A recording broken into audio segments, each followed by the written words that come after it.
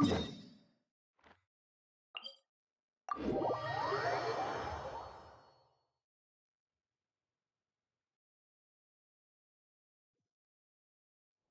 again.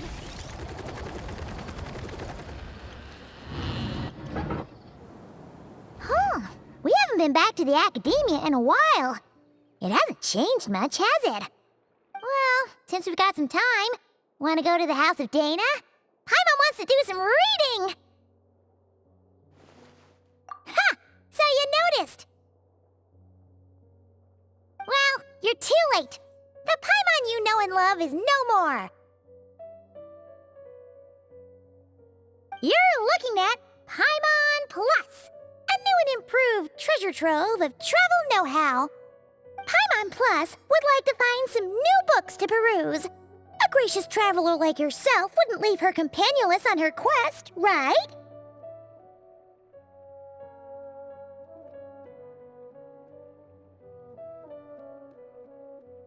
Come on, this way!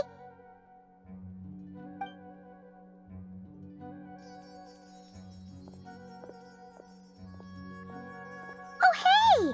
It's Kale and Cyrus! Wonder what's going on. Let's go see!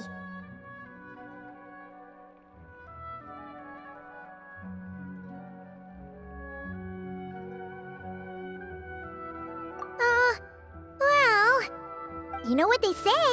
Learning is a lifelong quest, which means there's always another chance to read a book. But you never know when the next chance to reunite with an old friend will come along.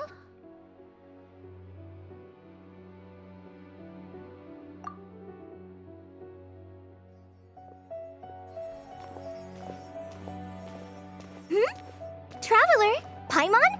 You're back in Sumeru? Oh, hello, you two. It's been a while. Looking to spend time with some old friends? Yep. We saw some familiar faces, so we came to say hi.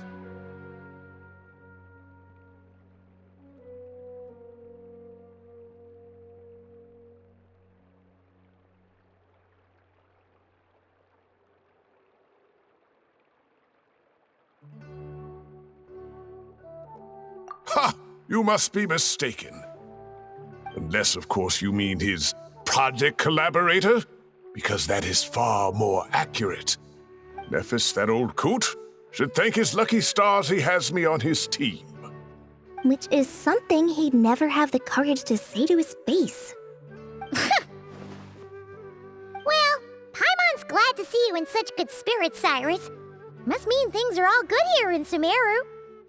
Ah, well, it's quite all right. I'm not the type to take offense at that kind of thing.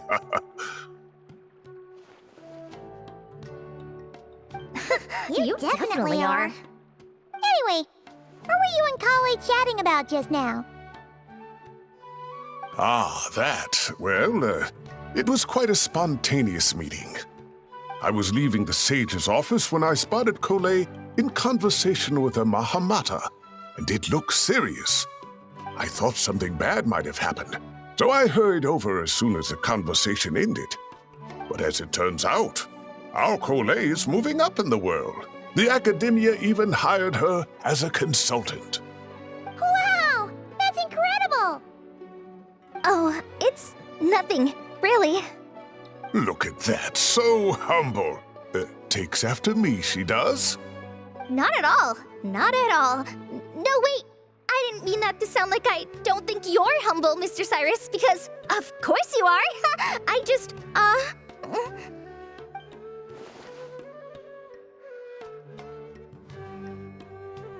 Oh, well, I wouldn't even call myself a consultant. I'm just helping out. Now that the new semester has started, a lot of students and scholars are doing fieldwork for their research. But it can be dangerous for those who don't have a lot of experience in the wild. So, the academia is planning to establish an agency that provides guidance on outdoor survival and rescue for people who need it. Oh, Paimon gets it! So, you're here to explain rainforest survival as a representative of the forest rangers. Yeah, pretty much.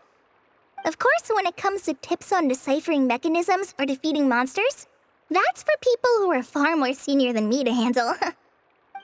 And speaking of which, since we're short on manpower, the person in charge at the academia said we're still accepting newcomers. If you're interested, you're welcome to join and share your insights. Ah, seizing the moment. Well done, Cole. Recruiting someone as capable as the Traveler is a great idea. Oh, and just between the four of us, the Academia has set aside a generous amount of funding for this project.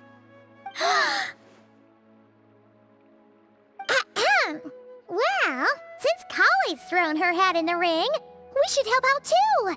What do you say, Traveler?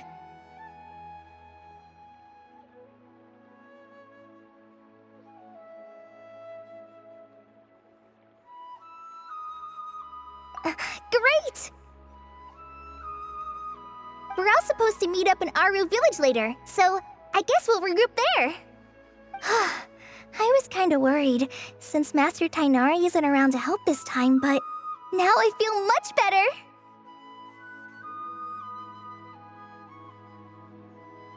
Yeah, even if you don't trust the Academia's eye for talent, you can trust ours for sure.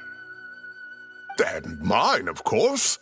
I have as good an eye for people as I do for tomatoes. Well, there you have it.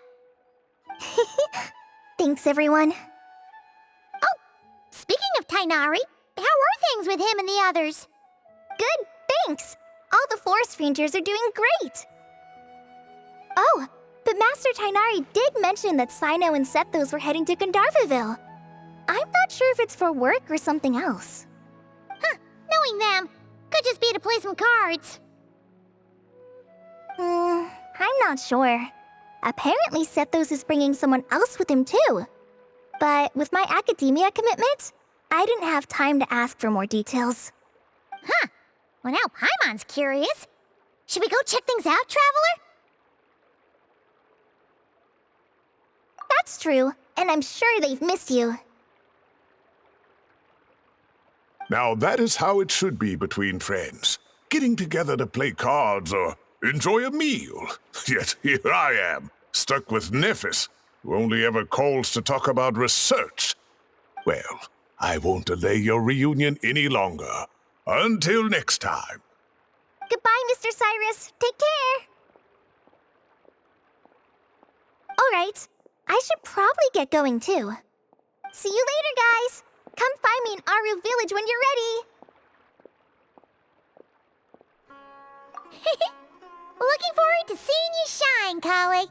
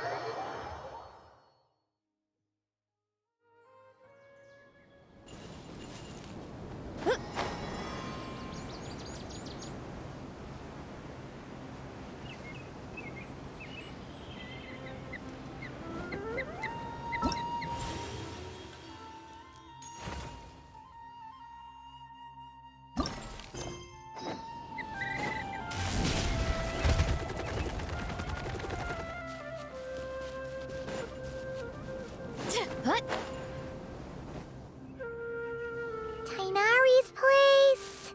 Tainari's place. Ah! Here it is!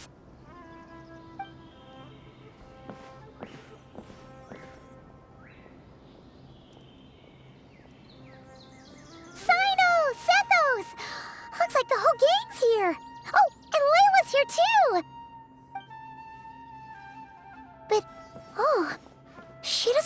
so good. Did something happen? Ah, Paimon, Traveler. It's good to see you. I'd welcome you like a proper host, but I'm a bit busy at the moment. Apologies. No need to look that worried. My observations indicate Miss Layla's condition has improved quite a bit. There's no danger to her mind. She's just fatigued and needs some rest. Excuse me for a moment while I blend some calming incense. I'll let you two explain the situation. All right.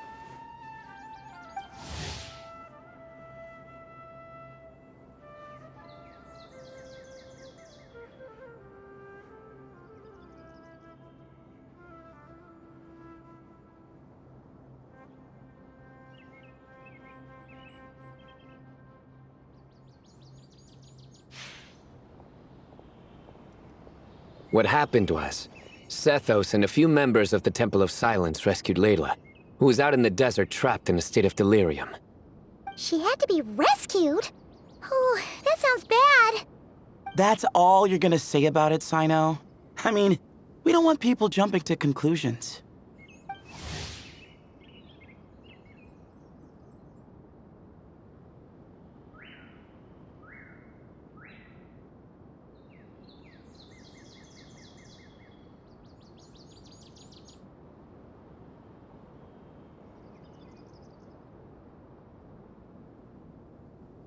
That's all I can say about it. The person involved is unable to explain what happened to her, so we're limited in what we know. Sorry. My head... still dizzy. The moons... Exactly how many are there?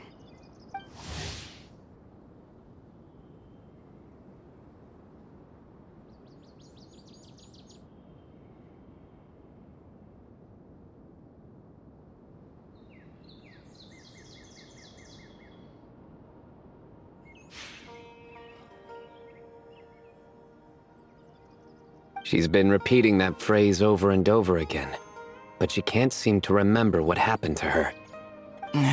We tried a few things back at the Temple of Silence, but we couldn't recover her memories. Her symptoms are kind of similar to researchers in the Satyavada life state. So we brought her to Tainari to see if our veteran forest watcher had any other ideas. Tainari is pretty much our last option, so let's hope he can help.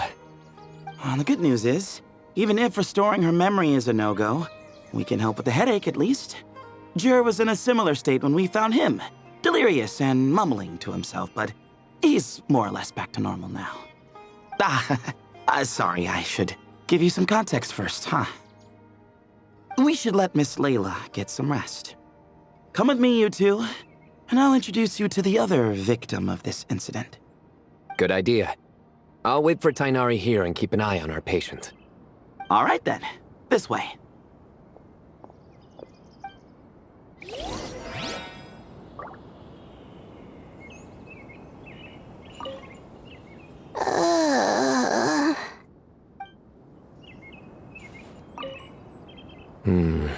Something strange is going on.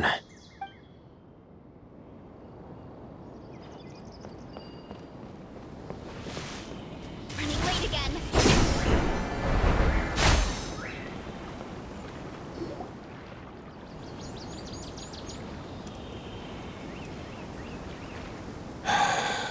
Who did the Ajalenok not offend? I just don't get it. Hey, Jur. Still musing about Aji nuts, huh? Want me to have Sino come over and tell some jokes? Might help distract you. No. No need. I'm done.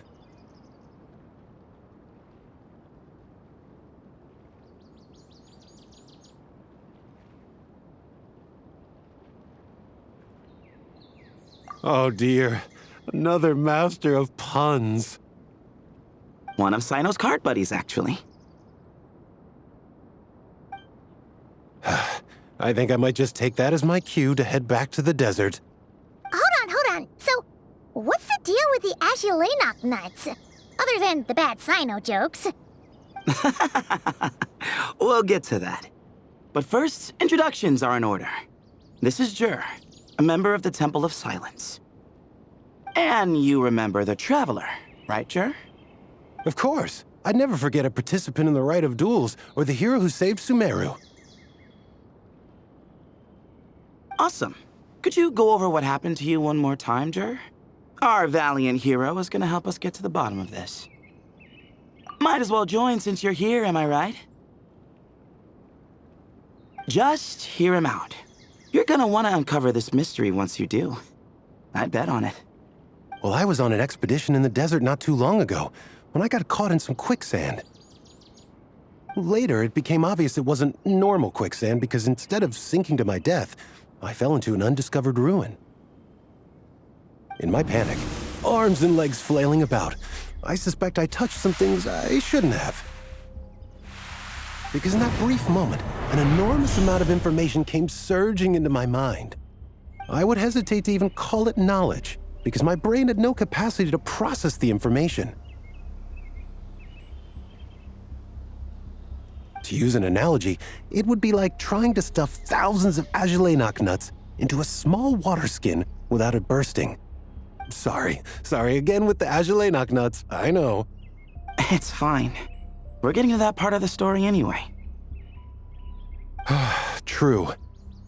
Well, just as I was on the verge of madness, a single phrase broke through the storm of thoughts in my head. It was a man's voice saying, "Don't eat Agelenok nuts." What?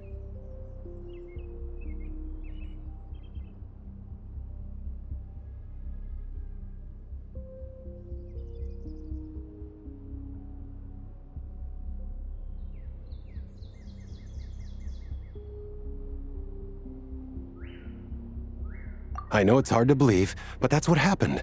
I was saved by the phrase, "Don't eat Agelenok nuts."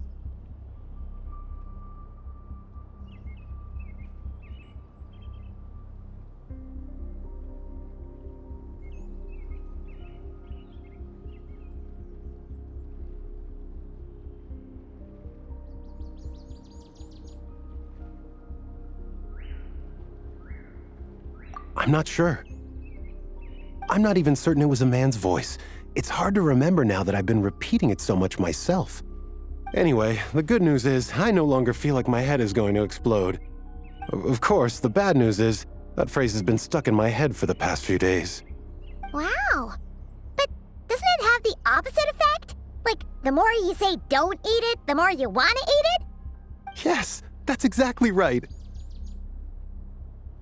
Whoever the voice belongs to, I don't know what his deal is with those nuts. Well, the world's a big place. There's bound to be people who don't like sweet stuff. I suppose. Strangely enough, I'm starting to think the voice belonged not to a man, but a cat. A cat? How? That's the question, isn't it? What would a cat be doing in an abandoned ruin like that? Just as my mind was reaching its breaking point, I could have sworn I heard the sound of a cat guiding me to exit. But when I came to, all I saw was endless desert, and Sethos shaking me in a desperate attempt to wake me up. I'll admit, it was pretty terrifying seeing you like that. Staring off into space and mumbling about Agelenok nuts. You sure don't sound terrified. Sorry. It's not that I don't care. It's just kind of hard for rambling about Agelenok nuts to sound menacing. Now, what Layla was saying, on the other hand, that is much creepier.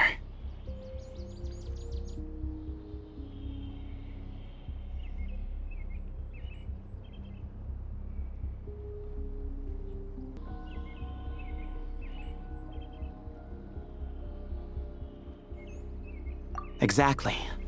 The unknown is what breeds fear. Agelenok nuts are familiar. But the moon suspended above us at night? That's about as foreign as it gets. Well, we don't know that for sure. There could be a whole other world inside an Agelenok nut, with a moon of its own. Huh. I guess. Agelenok nuts are not to be underestimated.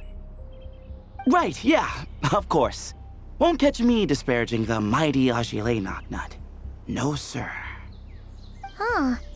So, a similar thing happened to Layla then? Yeah, I think so. I was in a hurry to rescue Jur, so I put a marker on the incident site so we could go back and investigate. When his condition stabilized, we doubled back around to check and...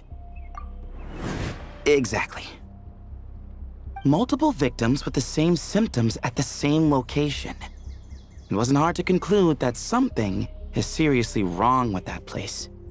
So, after we got Layla out of there, I had the Temple of Silence put up a warning sign at the scene and send patrols to watch the area. Speaking of, Sino, Tainari, and I are going to head back there and investigate once Layla is stable. So as per usual, you're here just in time. That's for sure. But there's another reason I want Sino and Tainari involved in this. Because the story doesn't end there. Right, Jer? Oh, yes. Where was I? The Ajalenok nuts butted in and I... Right. Yes, the cat.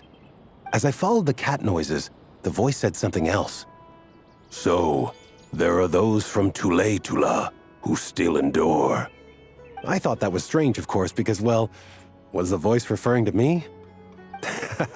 Records of my ancestry are rather sparse, so I'm not sure if my bloodline even traces back to that place.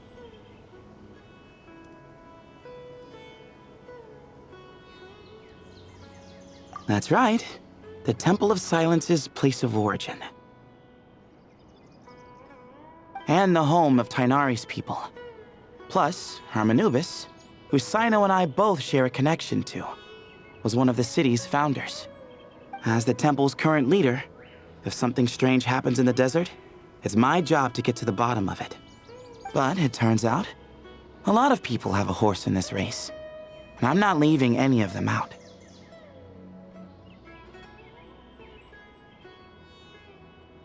See? Knew you'd join. But yeah, that's all we know about Jer's situation. Tainari should be done on his end. Let's head back and check on Miss Layla.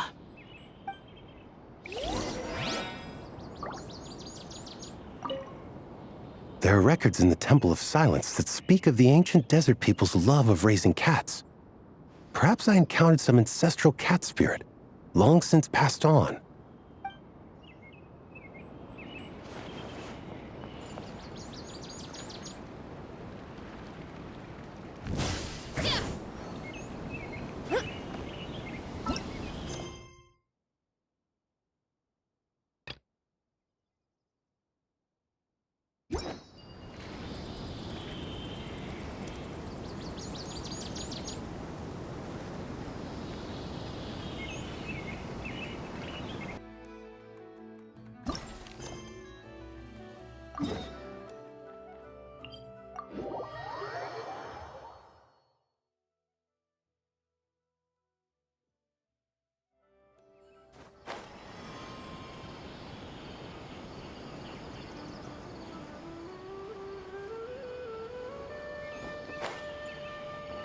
Hurry up, Brassa! Gotta steer clear of other people.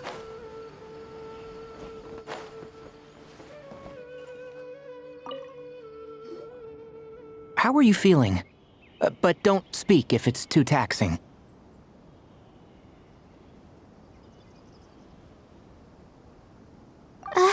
It's fine. I'm much better now, thanks. I feel like I haven't slept in 2 days, so pretty much back to normal. Whoa, whoa, whoa.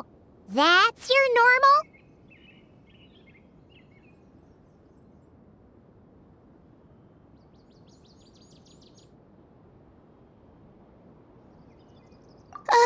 Traveler, Paimon, I thought I heard your voices earlier.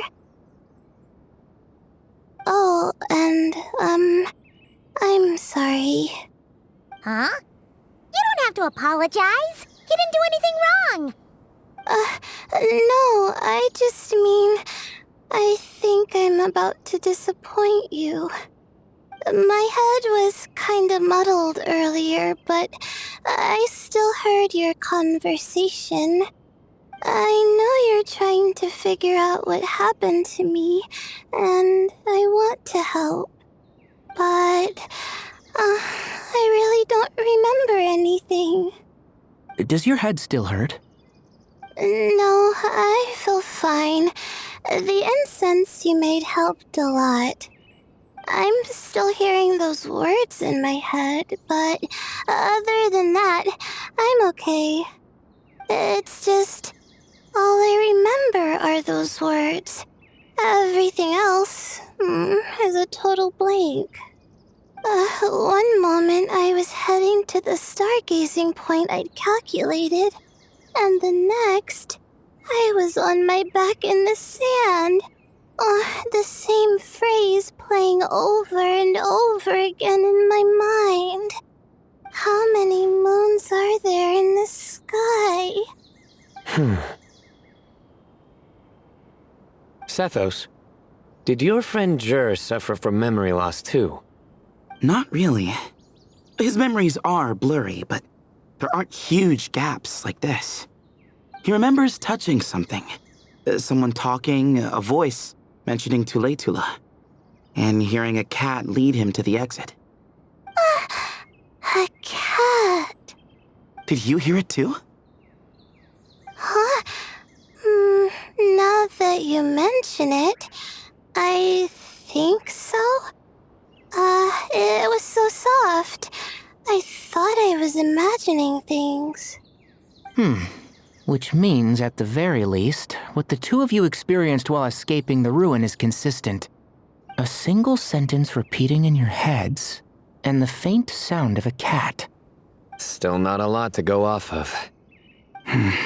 Agreed. Oh, is your head hurting again, Layla? No, I was just thinking. Maybe my memories are blank because I was sleepwalking at the time. Sometimes, my friends and classmates tell me about things I don't remember doing, or places I don't remember going. I don't talk about it a lot because, well, I don't even know how it happened. But I don't want my personal circumstances clouding your judgment.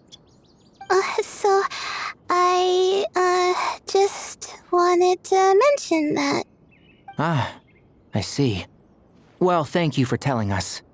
But I don't think we need to dwell on that for now. We're gonna check out the site of the incident for ourselves, so that should help us come to our own conclusions.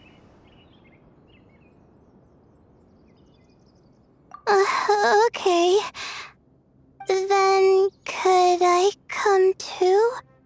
I have to know what happened to me back there.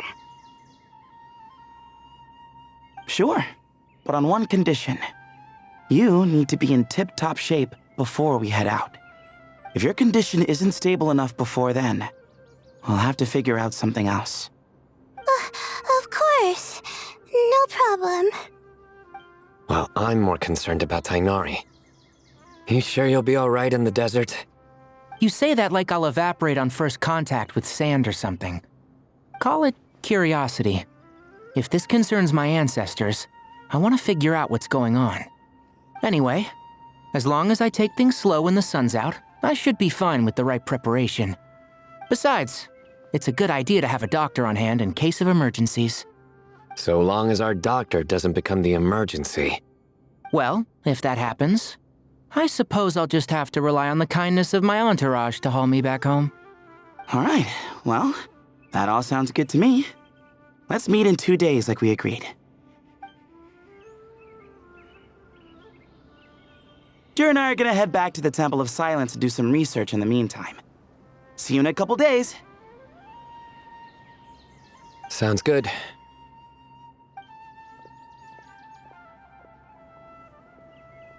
What about you, Layla? If you feel like you need more rest, I can arrange a room for you to stay in. No need. asked enough of you as it is. Besides, I feel a lot better. I should make it back to my dorm, no problem. You sure? Don't push it too hard, or you might end up sleepwalking along the way. Don't worry, I'll be fine. I have other things I need to do anyway.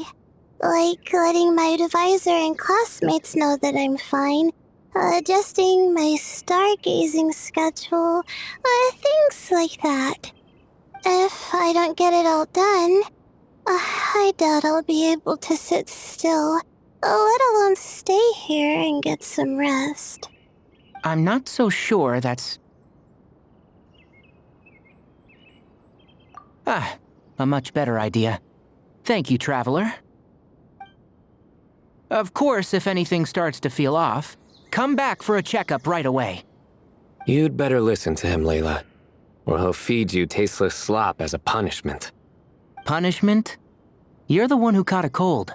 You're supposed to eat light when that happens. Besides, with your nose stuffed up like that, you couldn't taste anything to begin with. Huh. Is that so? And here I thought it was an intestinal issue. Should have seen that coming. You're off the clock, so now it's time for puns, huh? Oh, brother, not this again. Don't worry, Paimon. I understand. If you want me to stop, then Then? you'll have to call a plumber.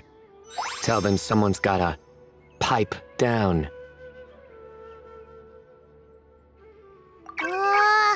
This is getting more insufferable by the second. Put a sock in it already, please.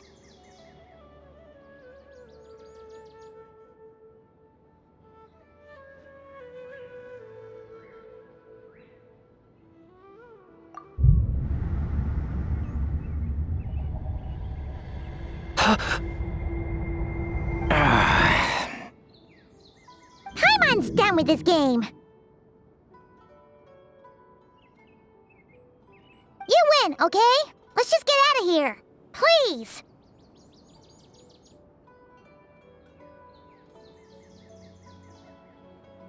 All right, you stay safe.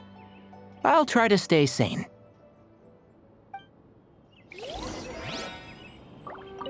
It seems your jokes have improved with practice, Traveler. Happy about that? Absolutely. Finally, someone to share the load. You know what? Akale's helping out the academia, but I haven't had the chance to check on her. Why don't you do me a favor and go do that? Hold on. I thought you were having me over for dinner.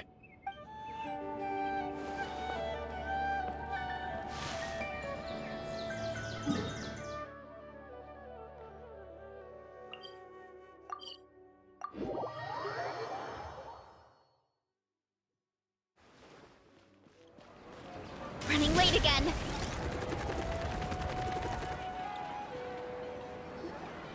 Moons. Azulenak nuts. Moons. Azulenak nuts. Are the moons going nuts?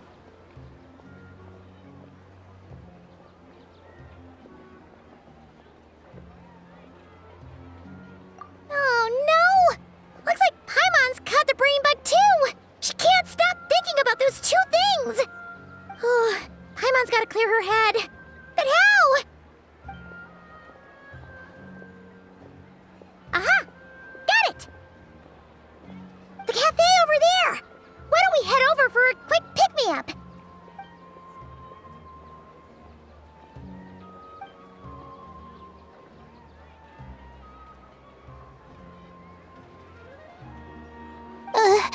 Sorry.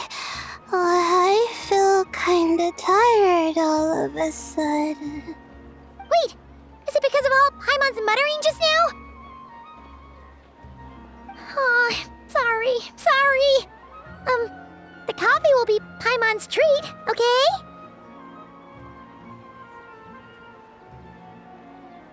Hey! You make it sound like Paimon's stingy or something! Well, she'll just have to show you her true colors. Yeah, starting now. You sit tight and take care of Layla, Traveler. Paimon's gonna get us some snacks and coffee.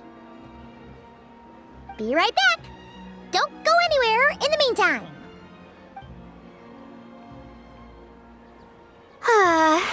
She's pushing herself again as always.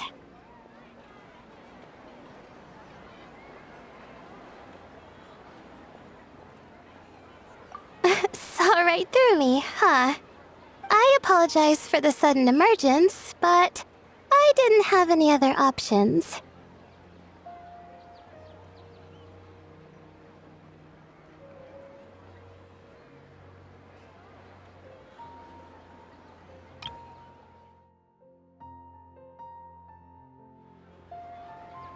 Well, that's true.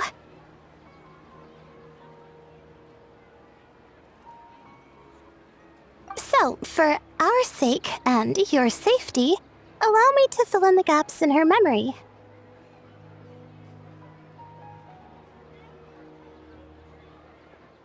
That's right. Layla was already in bad shape, stressing about her new study topic, focusing on the stars instead of her surroundings. By the time she realized the danger she was in, it was too late.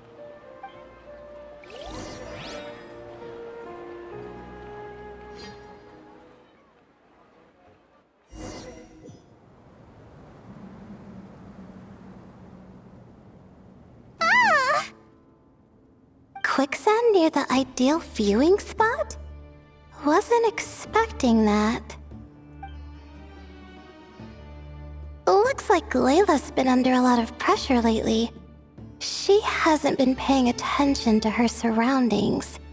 But why would quicksand lead to a place like this? Well, all in all, looks like a common desert ruin. Guess there's nothing to do but try to find a way out. Oh, Layla, what have you gotten yourself into this time?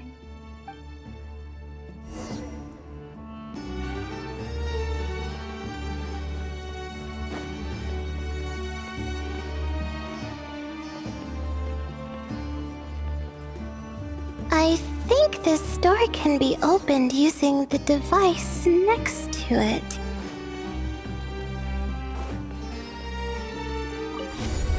Just like I thought. What was that? My head. It hurts. Is Layla waking up? No, that's not it.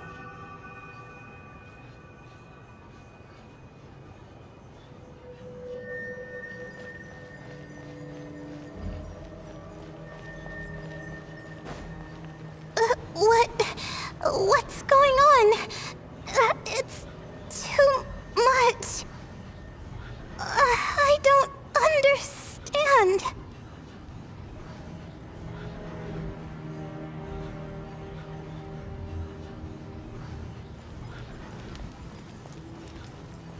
The ground is... Where am I? It's spinning.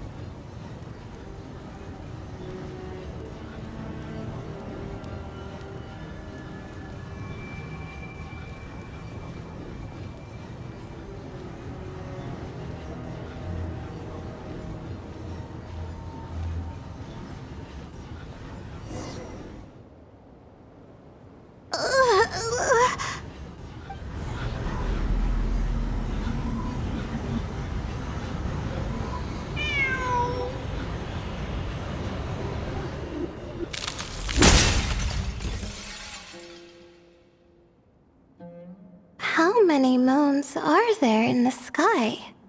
How many moons are there in the sky? Okay, information isn't rushing into my brain anymore. That's good. How many moons are there in the sky? My head hurts, but there are no more dark spots in my vision, and I can see in front of me. Still... How many moons are there in the sky? What's going on?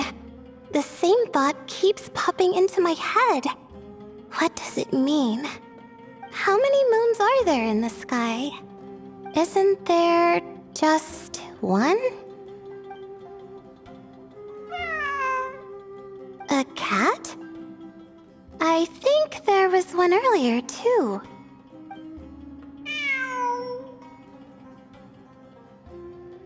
I'm not hearing things. It really is a cat. But what is it doing here? How many moons are there? No! Stop it!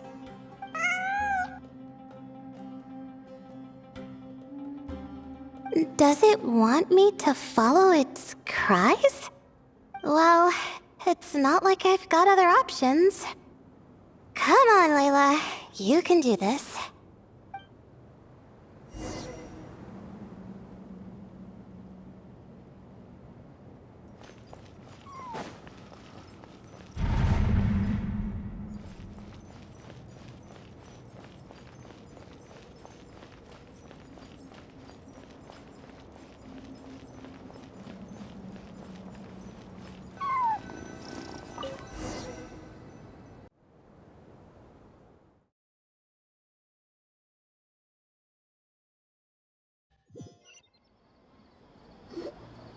And so, I followed the cat's cries to find my way out.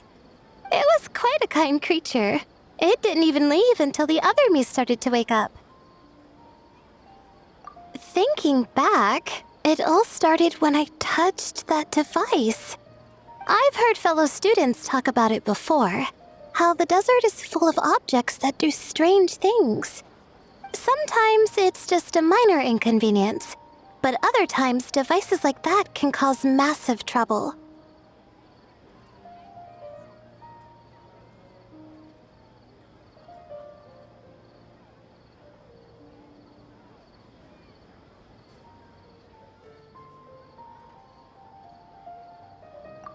Of course.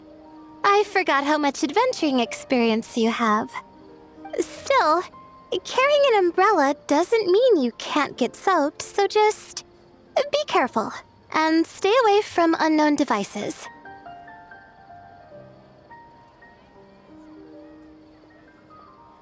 No need to thank me. You and Layla are about to head into dangerous territory together. You need to be safe so she can be safe. Well, I think that about sums it up. Ah, and just in time. Your coffee's here. Traveler? A little help over here?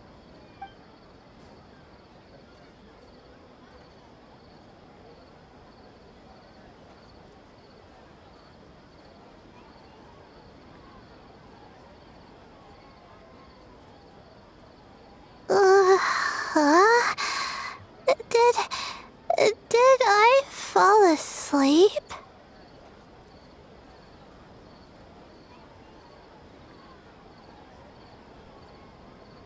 Wow! Paimon didn't even know she had such an impressive skill. Ha! Does that mean since Paimon bought this coffee, it would just make you sleepier? A beverage that puts people to sleep. Better saved for work hours, I think. What? So you can nap on the job? Who does that? Huh? Oh.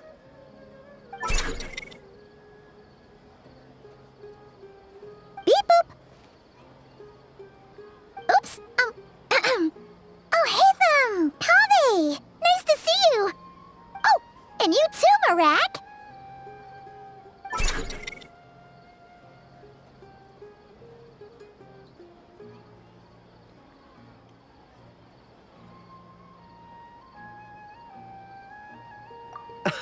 Sorry. Hope we're not interrupting anything.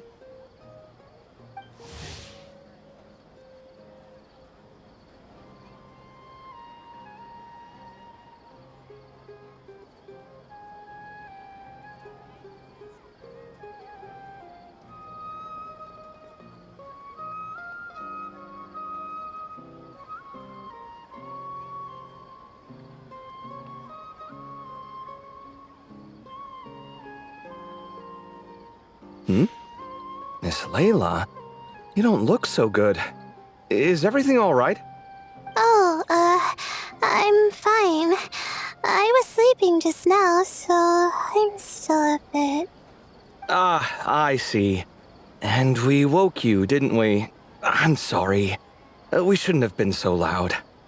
No, you didn't. I didn't mean it like that. Sorry.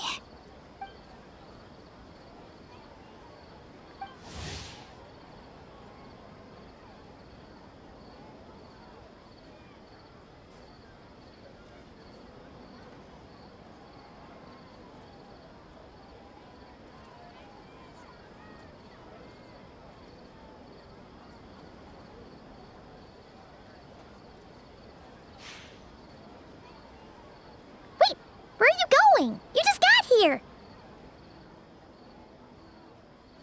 I'm going to do what I came here to do. Which is? Buy coffee beans.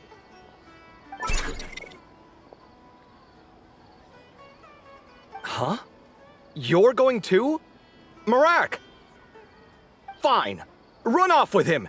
See if I care. Well, looks like I get you to myself.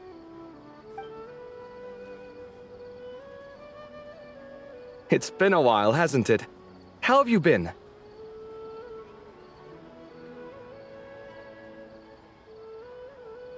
So, a busy life of adventuring for you, and a busy life of academics for Miss Layla, is that right? Oh, is something wrong?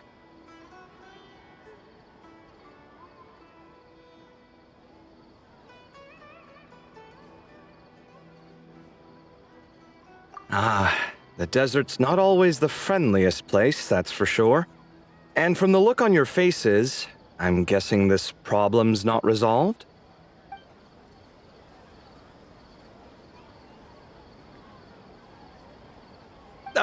Don't force yourself to talk about it, of course. But I've worked on several projects in the desert before, so if there's anything I can do to help, just say the word. No, I don't have anything to hide. It's just... complicated, so explaining might take time. Ah, well, lucky for us, I've got that in spades. Yes, you have been quite sedentary recently. Excuse me? I've been going about work as normal, thank you. And, might I add, you do way less work than me. I do the amount of work that is required of me.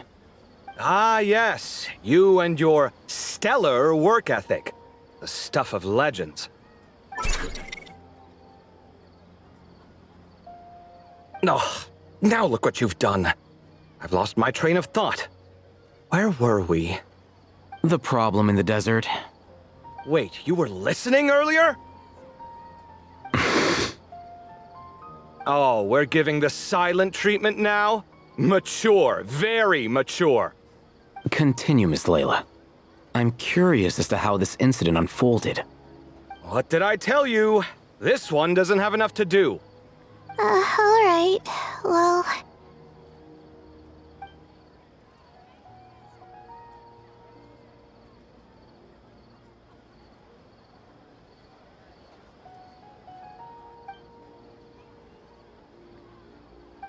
Could you still use some extra hands on this investigation team of yours? Huh? You want to join, Mr. Covey? That's right. I think my experience studying desert mausoleums could be of some use here. Al-Haytham's expertise in ancient languages could be helpful too. Besides, I consider you all to be my friends, and friends are supposed to help each other out. Wait, I'm involved in this now? Oh, please, I know you. Half the battle was over the minute you said you were curious. We couldn't stop you from joining if we tried. Well, you've got me there. Besides...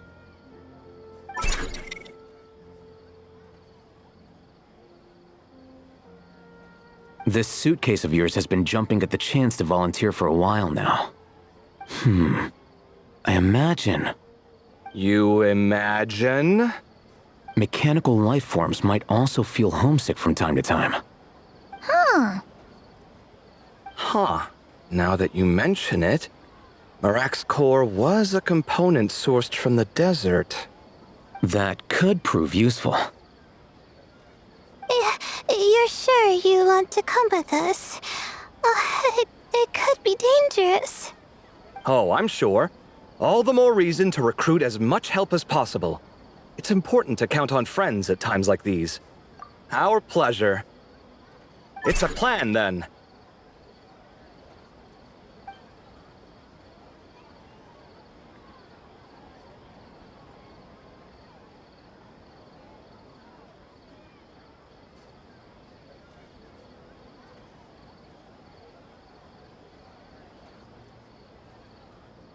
All right, we'll head back to our place to get ready.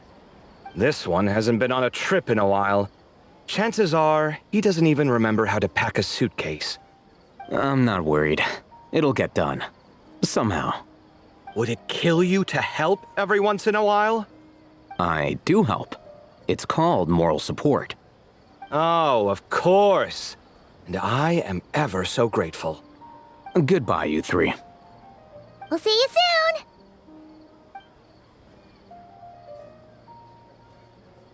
Oh, and Kaveh, your coffee beans! You were too busy glaring at all Hatham, you almost forgot them!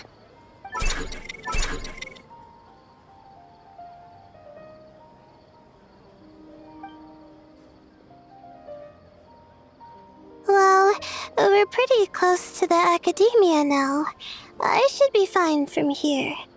Thanks for the coffee, Paimon. I feel much better now.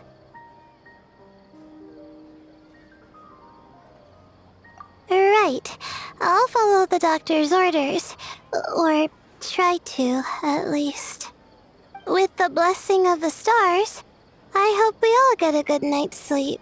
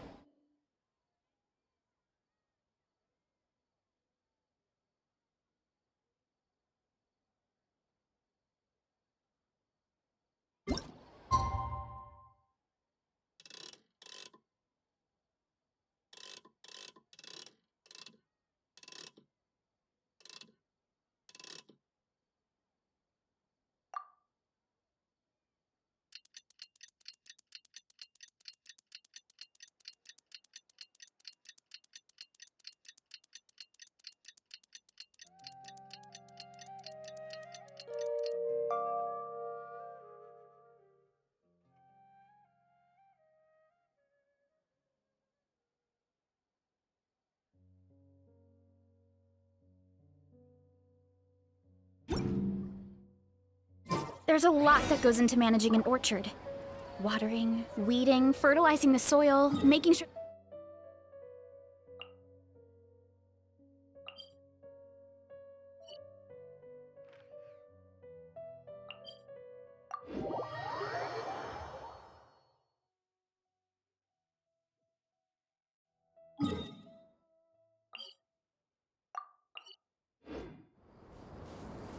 Time to roll! Rise with the sun!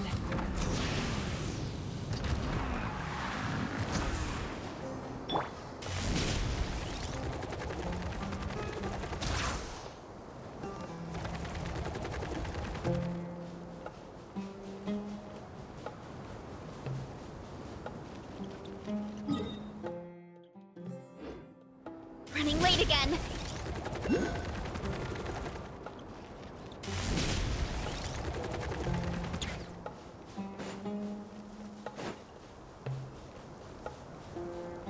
Time to roll.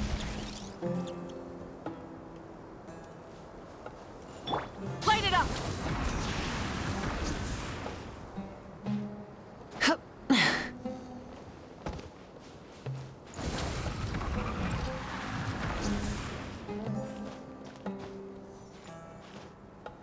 Hip. Rise with the sun. Hup. Hip.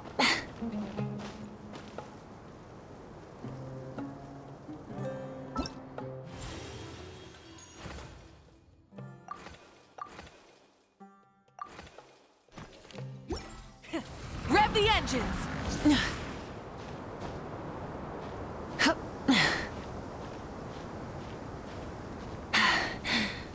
Phew.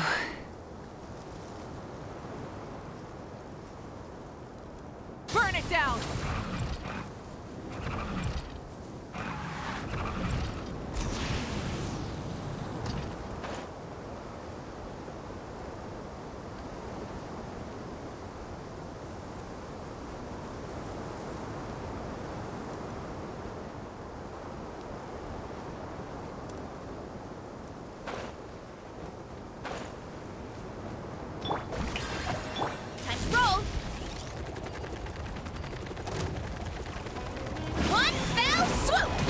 On my mark!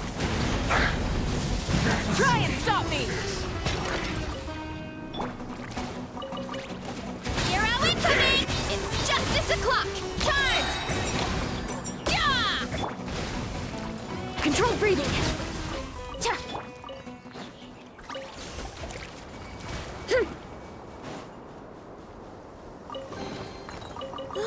So shiny.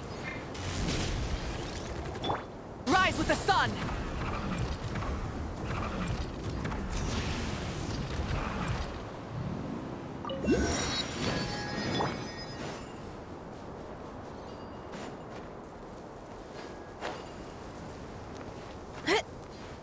Time to roll!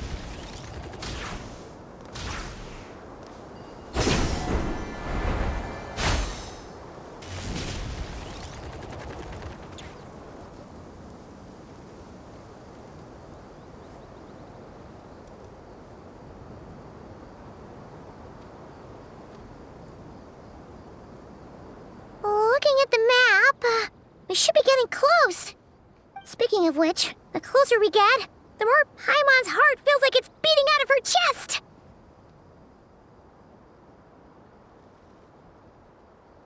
Excitement! Yeah, sure, that's it. Oh look, it's Tainari and the others. Everyone's here bright and early.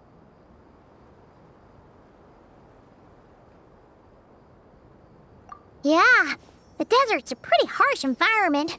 Better to travel at night and beat the heat. Hey everyone! We're here! Ah, right on time.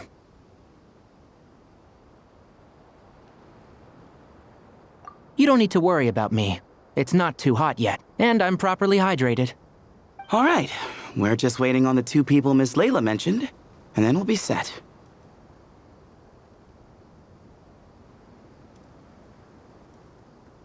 He's staying behind. If we don't make it back after a certain time, he'll be in charge of rescue operations. You can count on me. Nice! You thought of everything! Oh, and Cyrus said he'll be in Aru Village, so he's also available if we need help. Haha! Amazing! Having people to watch our back is making Paimon a lot less nervous.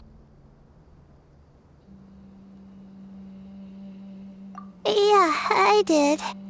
After hearing about what happened, my advisor gave me some time off to rest. So, my studies are on hold for now. Then, does your advisor know you're back in the desert to investigate? Yes, but I was only allowed to come after I mentioned that General Mahamatra would be there too. Haha! Quite the reputation you've got there, Sino. Something wrong? You haven't said a word this whole time. Are you in a bad mood or something? No. Being skilled with words also means being a good listener. I'm just reflecting on what you're saying. Oh, Hatham! Kaveh! Ha! Over here! Darn it. I was just setting up a brilliant... Yeah. I'm sure you'll find another chance. The important thing is, our scribe and our renowned architect are here at last. High praise. But wait, why am I renowned and not him? He's just as famous as Sino, Dia, or Nilu. That just means your level of fame is even greater. How could a lowly scribe hold a candle to you? Lowly scribe? Please. All those strings you pulled to get those new books from the House of Dana? What do you call that? Borrowing. Anyone with an employee ID can do it. Uh-huh, yeah. The House of Dana bends over backwards for just anyone, does it? Send a report to Lesser Lord Kusanali then. Let her know someone at the Academia is abusing their position. Hey! I never said abusing! Impressive verbal sparring, as always.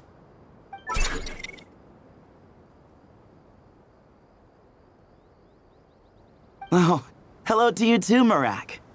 Well, looks like your assistant is raring to go, Kaveh.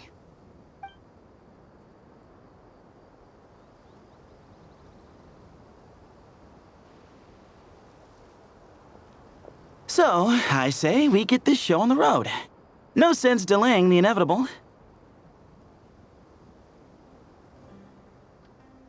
No need. We're in this together, remember? Sure. This is the entrance, yeah? Yes. Perfect. Then, if we're all set, let's get moving.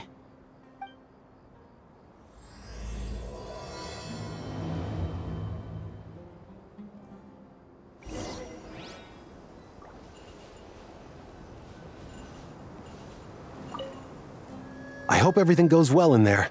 I've got your back from out here.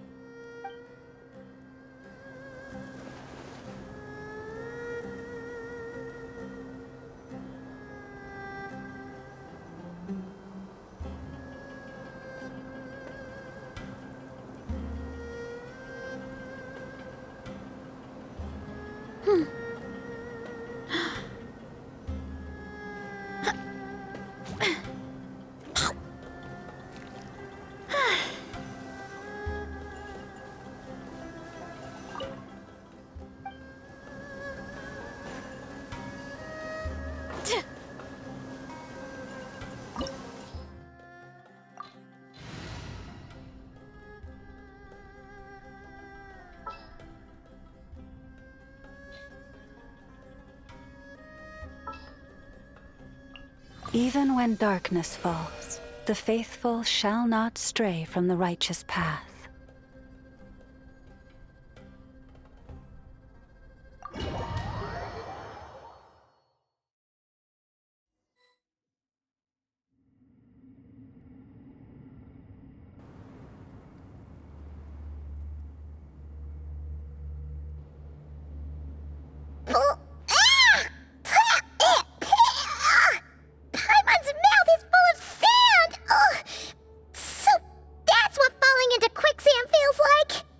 If this was quicksand, we would have struggled to breathe. No. I think this was regular sand, and we didn't sink into it. We fell through it.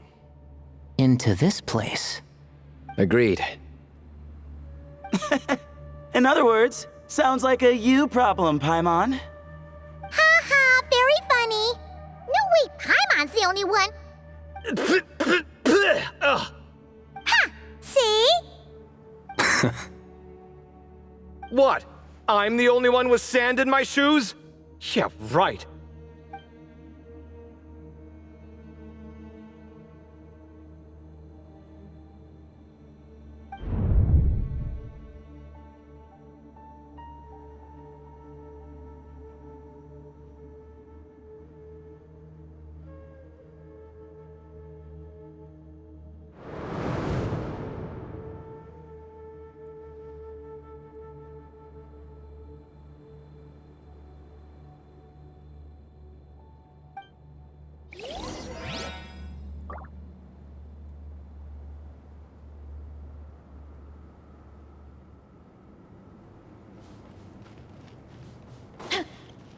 Running late again.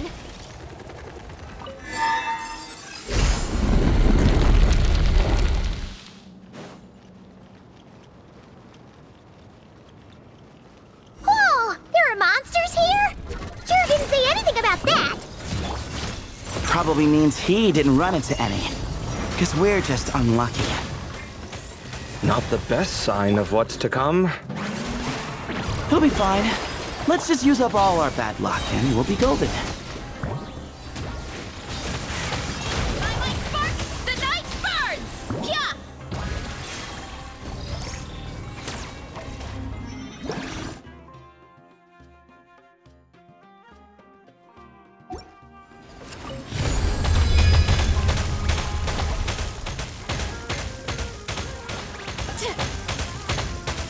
It's justice o'clock!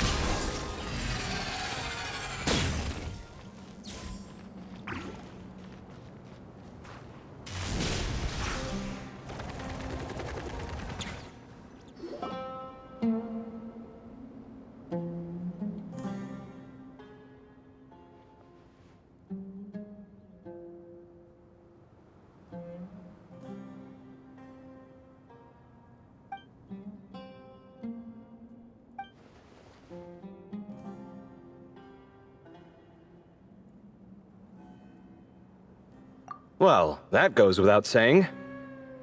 Fair point. There's just one problem, though. The only way forward is through that door. Ooh! Is it time to hunt for a key?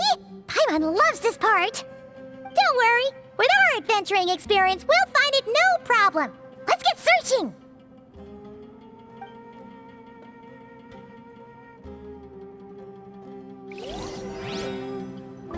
Marak, wait!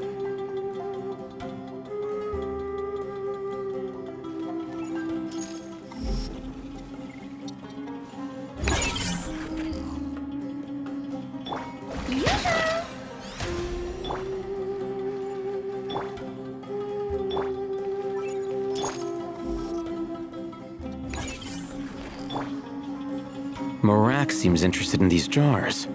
Go smash them. Ah, well, we would hate for you to have to lift a finger, Your Highness.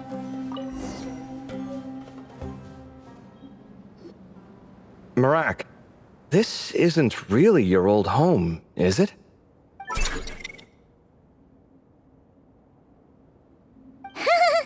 No idea what that means, but Marak does sound pretty happy. So, mechanical life forms do have the capacity to miss home. A novel discovery. Well, with Marak leading the way, we should be safe, right?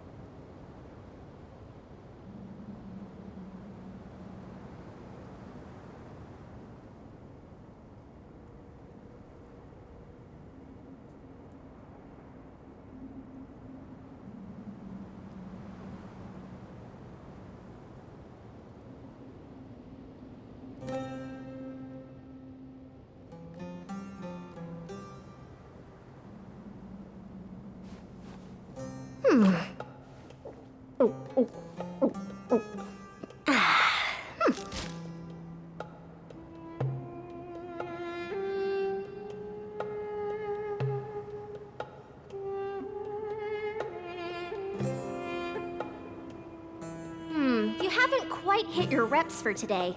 Come on, one more set. On my mark!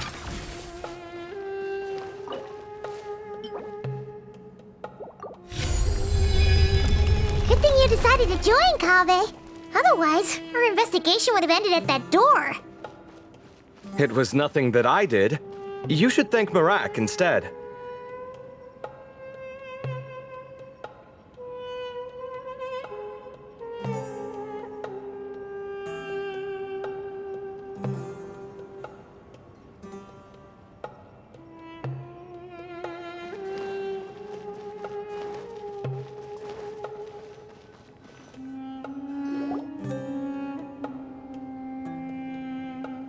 Hold on. At this rate, Paimon's gonna lose her title as best guide to a mechanical suitcase.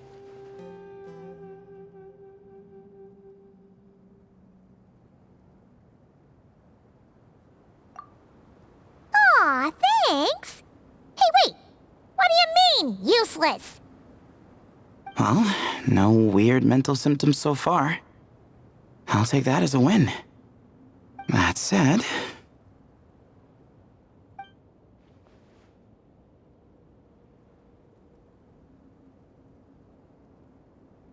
There are 3 doors here. So, we split up.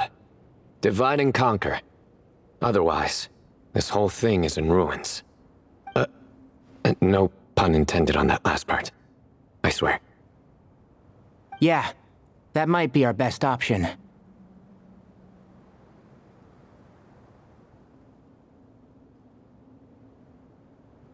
Good idea. And the minute things go south, we go back the way we came.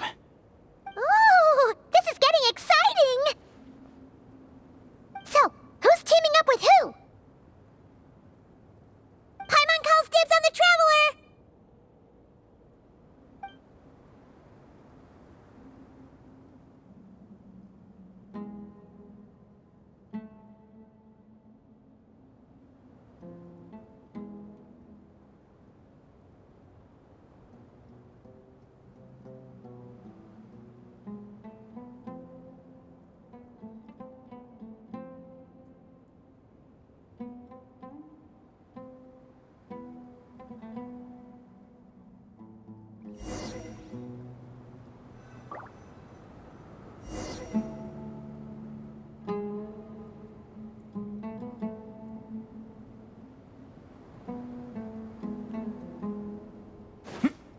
Well, this takes me back.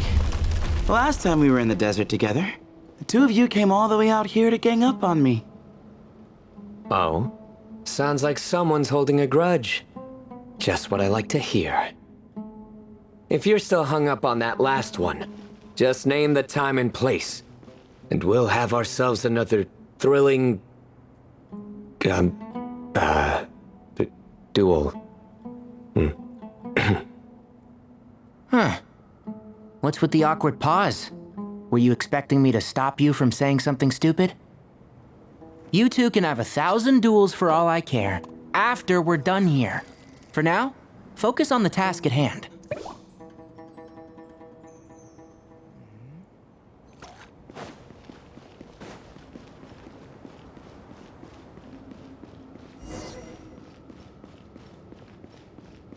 Give me some space. Futile!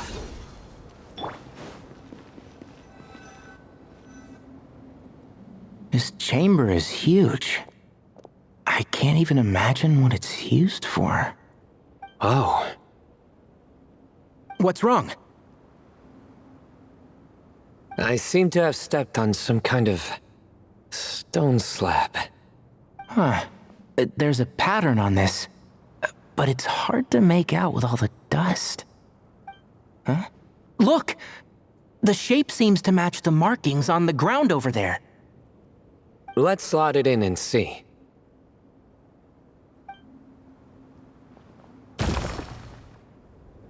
And we have a match. Looks like we need to find the other 3 broken slabs. Let's search the area, but be careful where you step.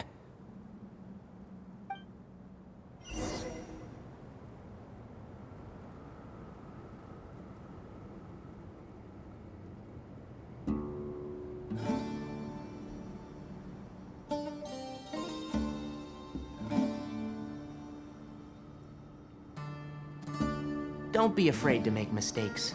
It's all part of the learning process.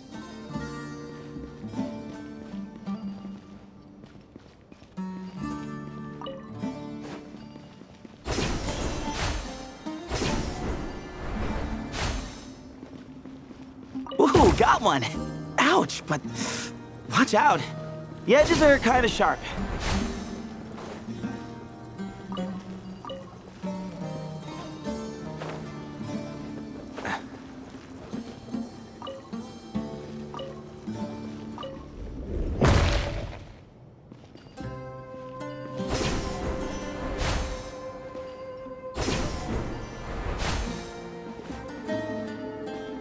Got the 3rd piece.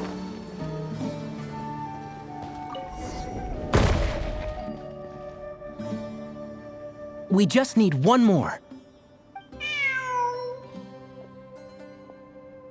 Huh. Look! A cat! Could it be the same one Jer mentioned? I don't think we need to worry about startling him. He doesn't seem afraid of people. Yeah. If anything, it seems like he wants us to follow.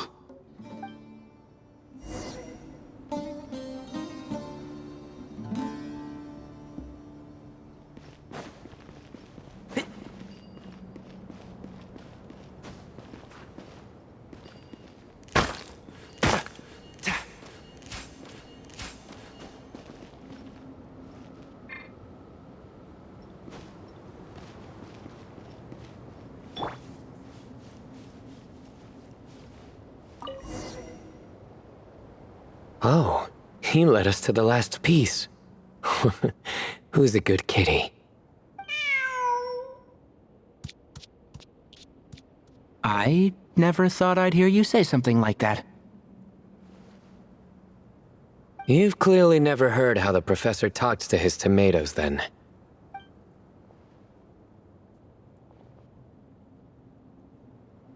All right, well, that's that. Now, we need to figure out how to get rid of all this dust. Behold, the great Vayu Viastra. Be honest. You've been waiting to say that for how long now? Just activate the mechanism.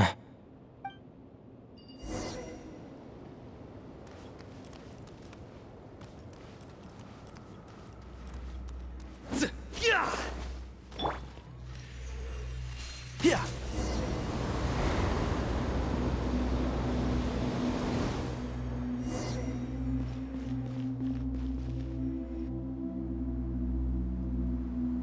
Huh. It worked. It's a picture of... 3 Hermanubises? That can't be right. The ears aren't vertical. Oh, true. And the looks fall short. My hat is much better looking.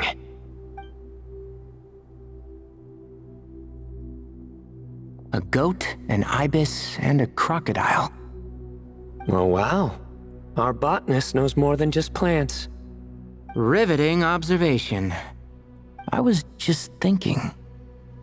These 3 figures look a lot like the 7 pillars of King Deshret. That's right. These are our colleagues. Our what now? You sure about that? Just kidding. But what I meant by that is these were Hermanubis' colleagues back then. The middle one is the Goat King Hereshef, Minister of Ministers, the god Amun's most trusted chancellor. Records say he was the deputy king of the Desert Sands, chief among the 7 pillars. Someone even more impressive than Hermanubis? I wonder if that ever got his goat. Sorry, couldn't resist.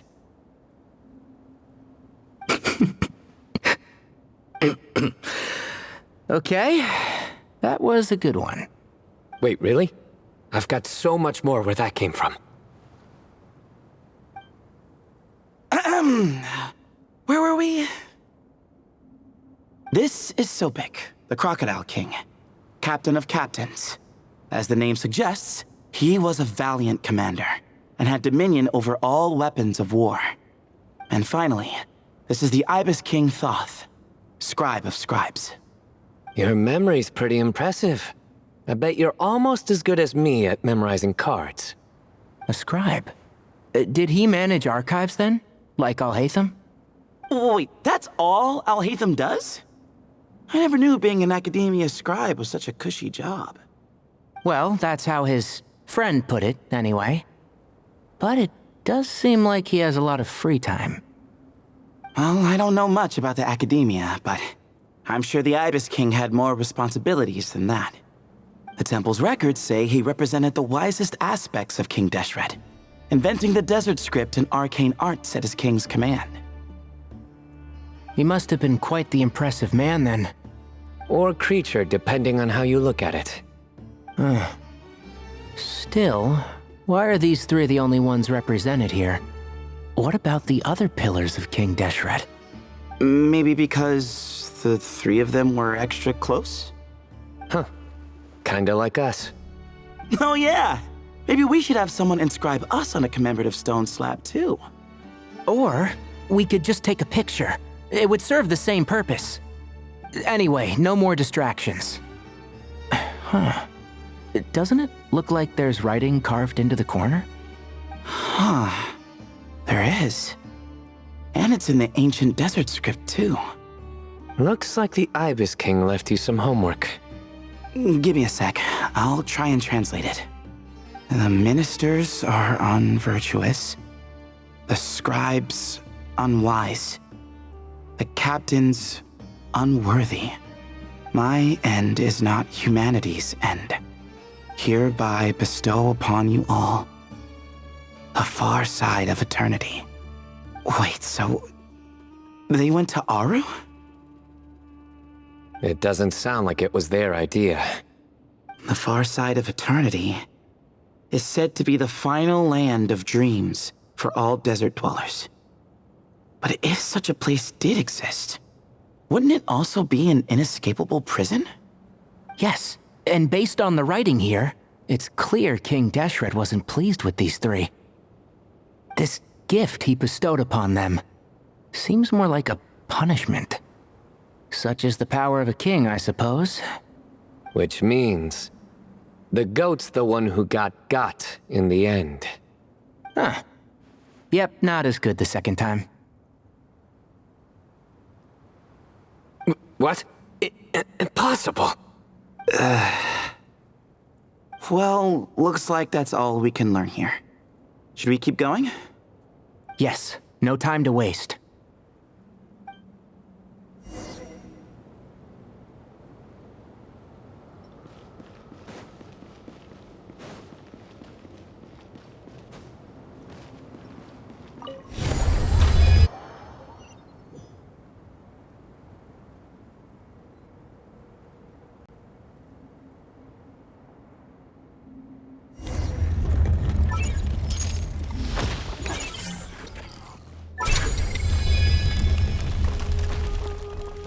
Jeez, who knew a suitcase could be so fast?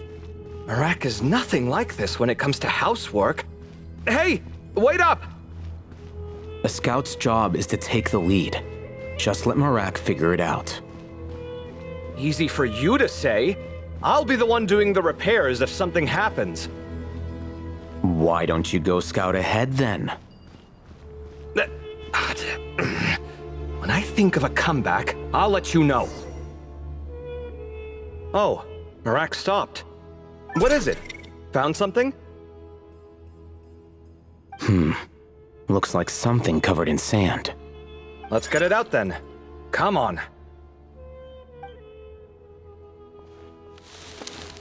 Oh, it's a stone slab. Good job, Marak.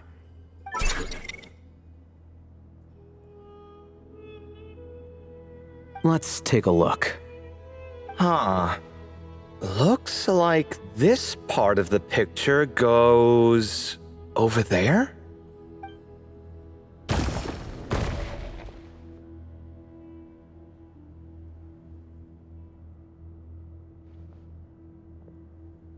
In that case, there must be other pieces.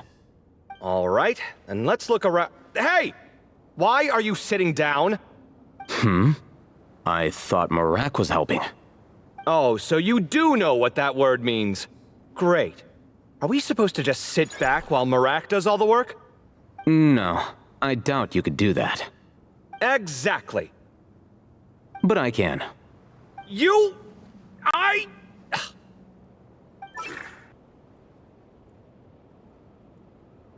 See?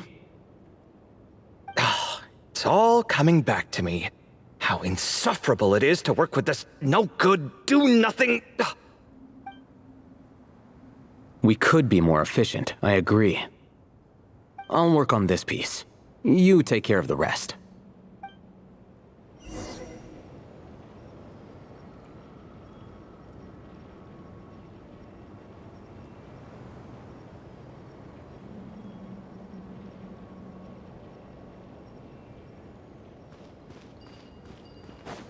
Found one!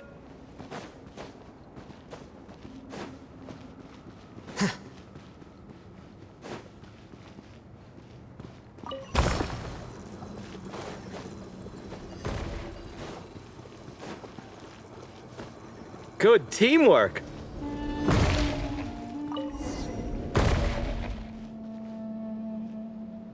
Looks like we found them all. The pieces fit together like a glove. But we can't see what's on them. Turn around. Huh? Look. Oh, I've seen this before. It can create strong winds. Just what we need to clean off the slab. Come on, let's... Hey! Don't worry about me. If I sit here, I won't be in the way. Oh, you don't want to be in the way? Then sit right in front, so the device can blow you straight back to Sumeru City.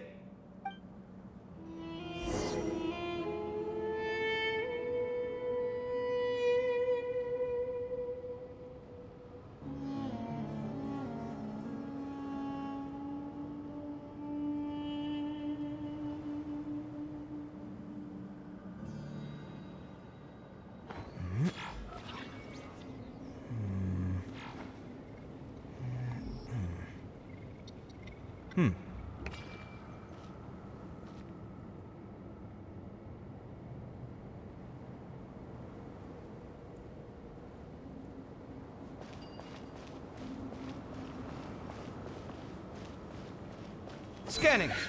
Hyah! Feast your eyes!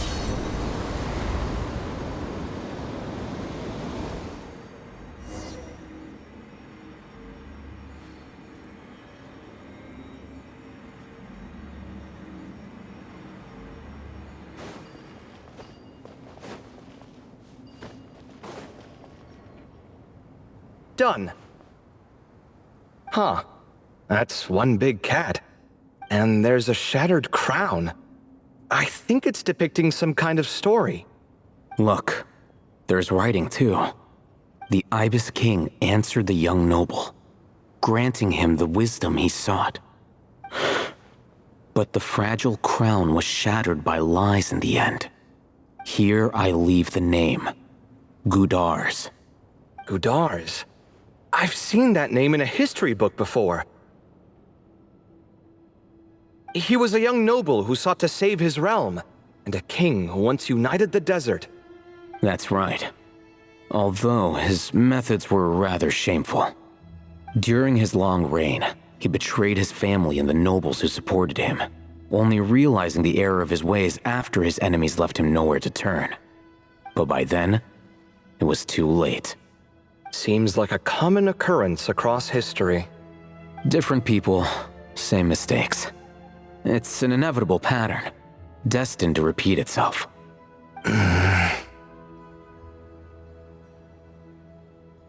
The writing mentions the Ibis King, but a cat is depicted here. Does that mean... So far, what's depicted on the slab seems true to history. In which case, this cat is either a proxy for the Ibis King or a manifestation of said king himself. Exaggeration is a common method ancient records use to highlight a being of higher status. And as we know, Layla and Jur both heard the sound of a cat while escaping the ruin. You're saying the Ibis King, one of the legendary 7 pillars of King Deshret, is here, still helping those in need? I'm saying we can't rule it out.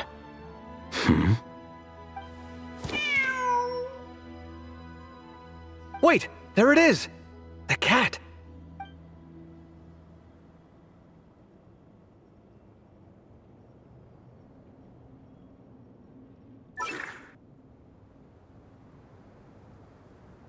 Ah!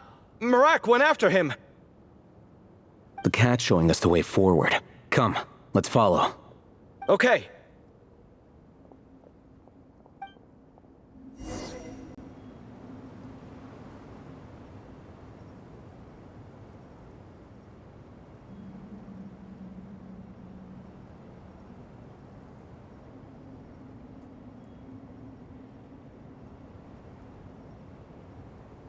My latest design's getting there, but there's still room for improvement.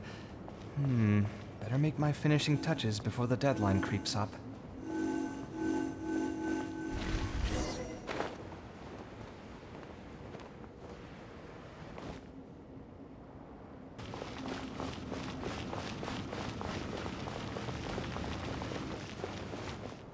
Huh.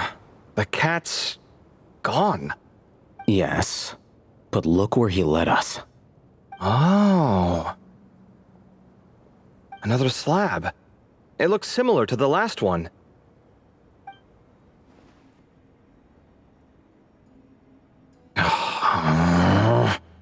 Oh, by all means, take your sweet time. Wouldn't want you to overexert yourself.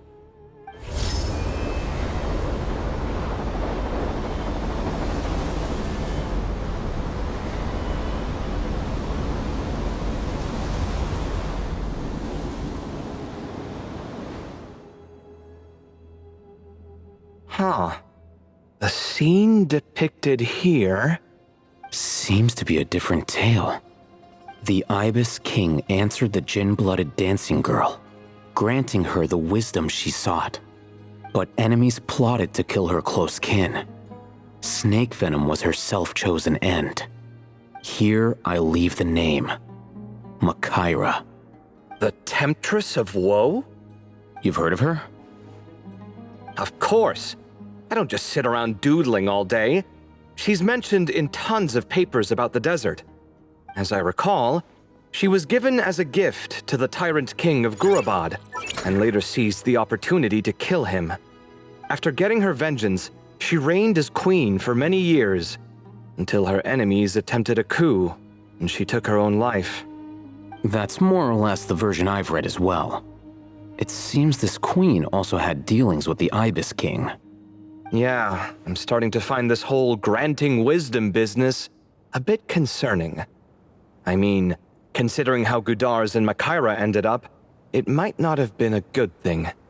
But, at the same time, if the cat guiding us is linked to the Ibis King, then he doesn't seem like a villain either.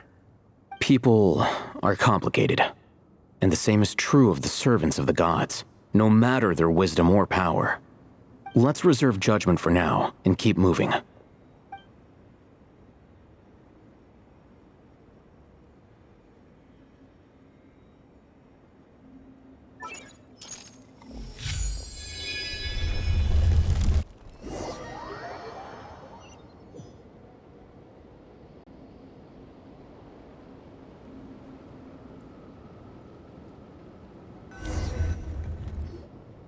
Oh, Paimon meant to ask earlier.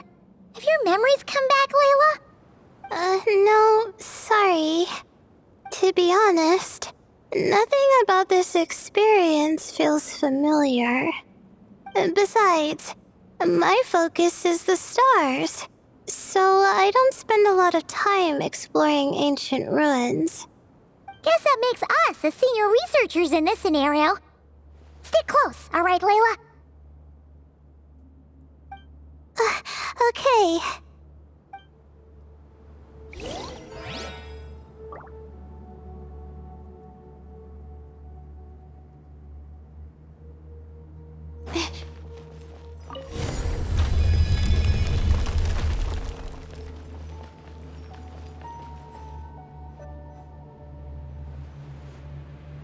Wow.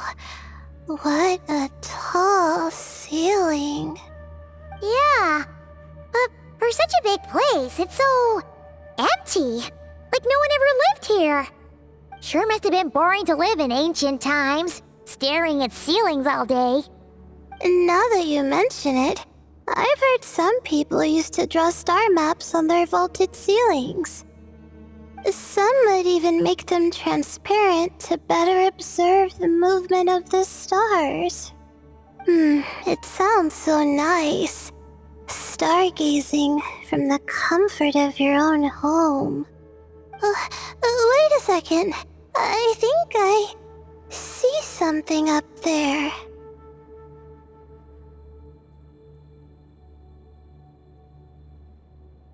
Huh? How is Paimon supposed to do that? Oh, right. Flying. Duh.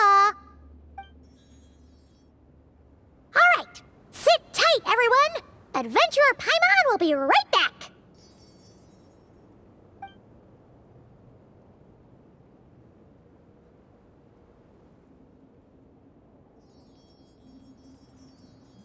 Okay, so, there's nothing super special up there. Just a couple of shelves, tables, jars, and scrolls. And a whole bunch of dust, dirt, and sand. You really want to search through all that stuff? Well, when you put it that way... Come on then, let's see what we've got. Paimon's hoping for something super valuable.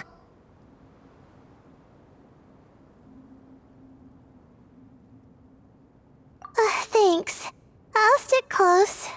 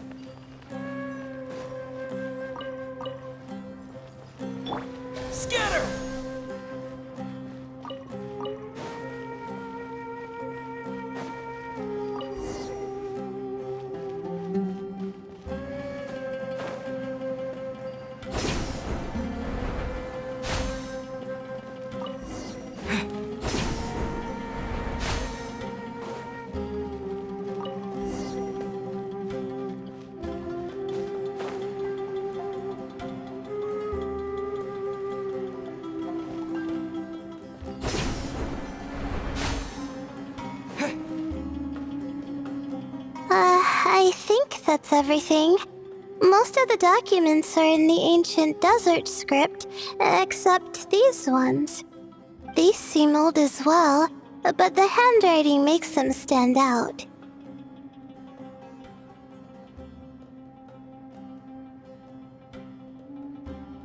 Right! Let's arrange them in chronological order before we read through.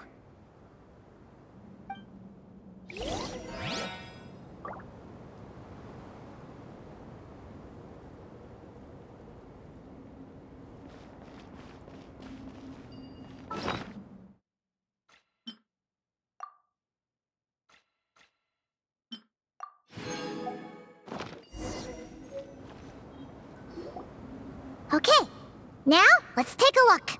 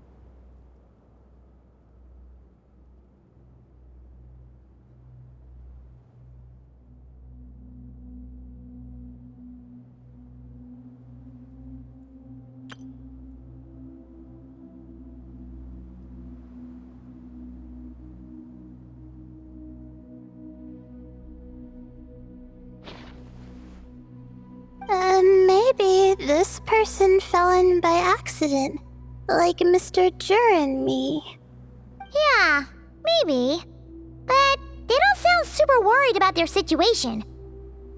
So, either this person's an ace adventurer, like the Traveler, or some kind of super optimist.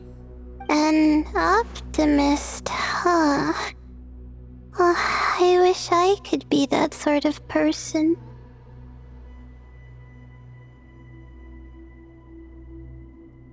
That's right!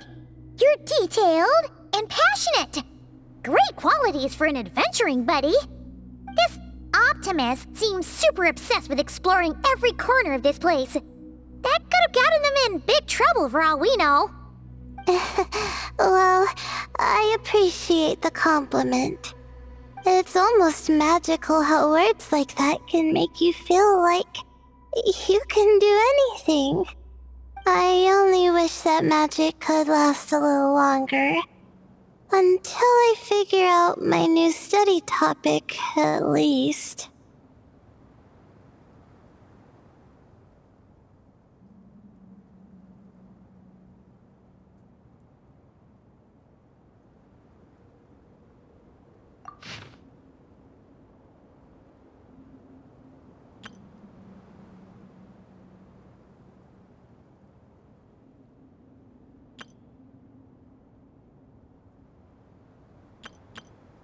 Oh, looks like you were spot on, Paimon.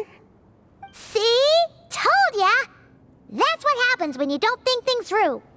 And all this talk about seniors and juniors, he was a student just like you, Layla. Whew, he sure talks a big talk for a student, though.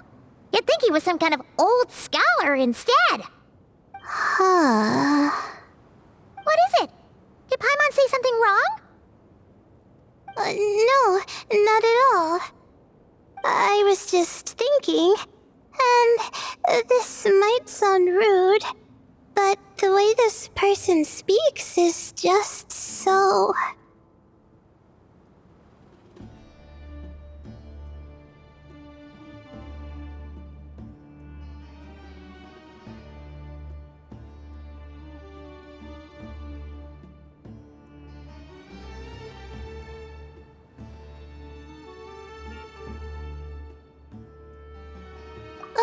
you noticed too. I mean, it's good that he helped treat his companion's wound, but it didn't seem like it was out of kindness. More like he was looking out for his own self-interest, or thought he could get something out of it. I don't know. Maybe I'm reading too much into it.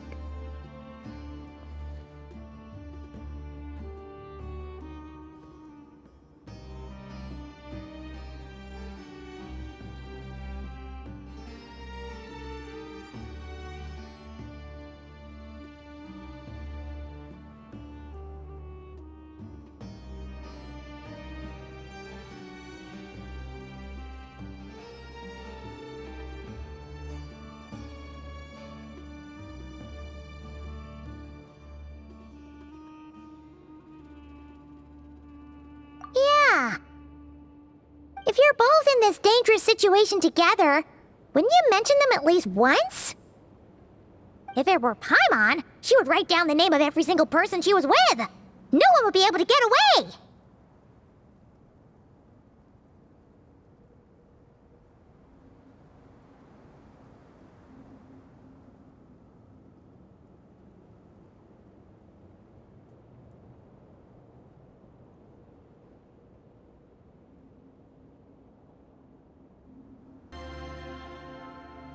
Actually, I find Paimon's approach quite sensible.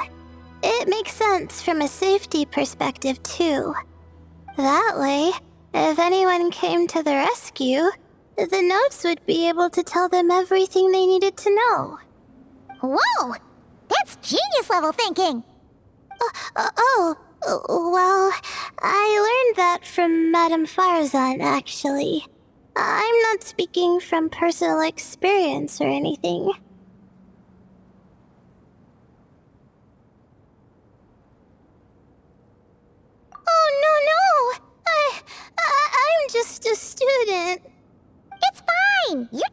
something, so you're our teacher. Simple as that. Anyway, from the looks of things, the student who left these notes behind was pretty weird. Let's keep reading.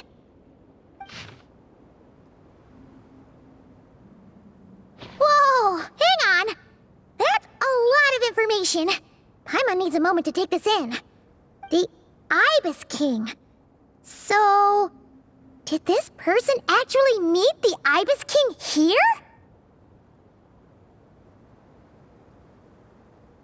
Sorry. Who? Jeez, not again. Stop teasing her, Traveler.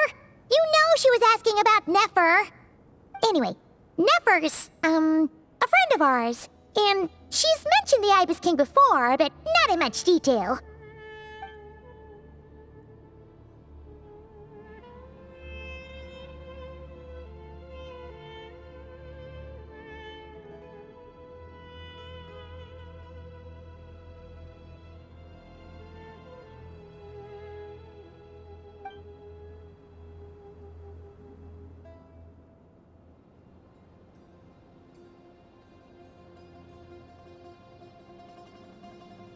Oh, I see. Well, that's not too surprising. Most people in Sumeru know about King Deshret, and most in the academia have at least some knowledge on the Seven Pillars. Legend has it, King Deshret ruled the desert at the head of several wise retainers, guiding their people to pursue the limits of wisdom. He also left behind treasures for future generations, which continue to be relevant in nearly every research discipline. Now, this message indicates this student and his senior were rescued by the Ibis King. But to think it's possible to meet him in a place like this... We don't know when these notes were written, but didn't the Seven Pillars disappear a long time ago?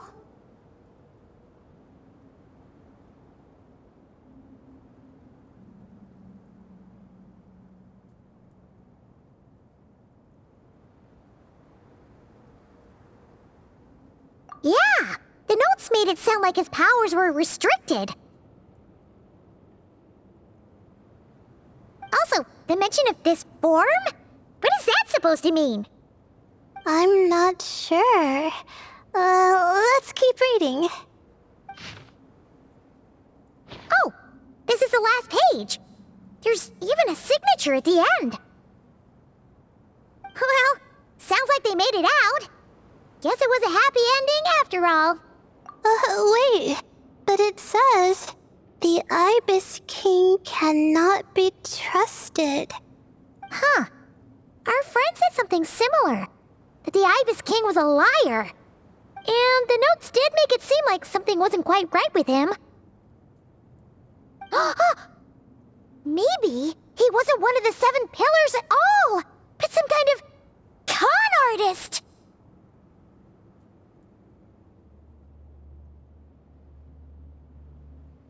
Huh? What's that supposed to mean? I think Paimon raises a good point. Let's keep our guard up just in case. Alright, I think that's all the clues around here. How about we... Oh, it's Marak! That means Kaveh and the others should be around here, right? Hello? Anyone up there? Can you hear us? Yeah, we can! You know, sound travels just fine in an empty chamber like this. You don't have to shout. Of course, if you're shouting to express your excitement at being reunited, by all means, pretend I never said anything. Yelling like this is kinda exhausting. Come on, let's head back down.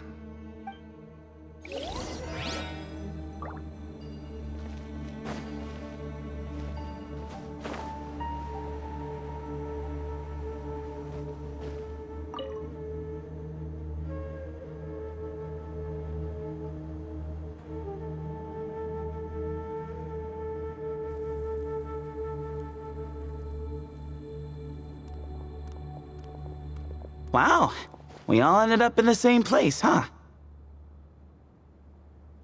Yeah, what a coincidence. Indeed.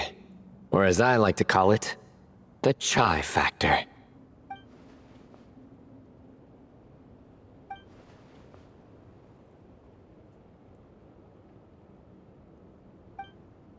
Uh...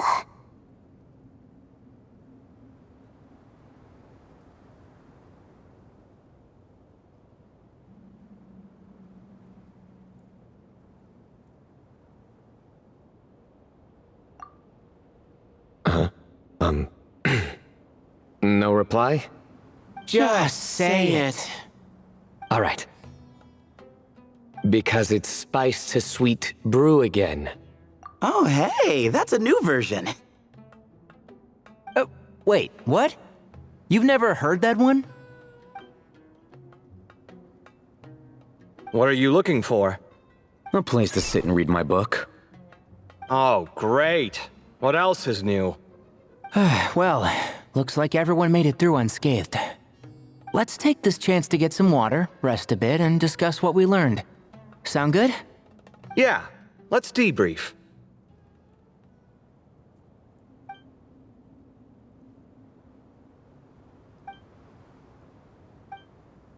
Okay, so we all learned a lot, but it feels like we ended up with even more questions. Yeah, but one thing's for sure. This place is tied to the Ibis King in some way. Hey, Sino. You're the current representative of Hermanubis.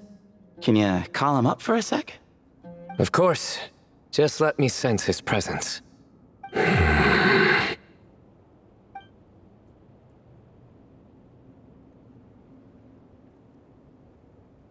Just kidding. I can't sense him at all.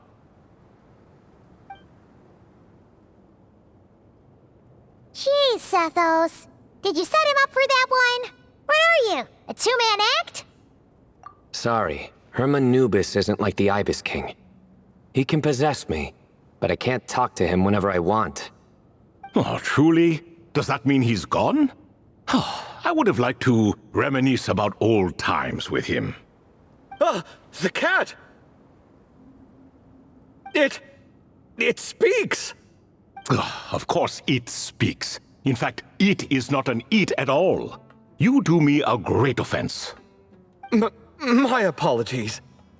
Esteemed cats, sir?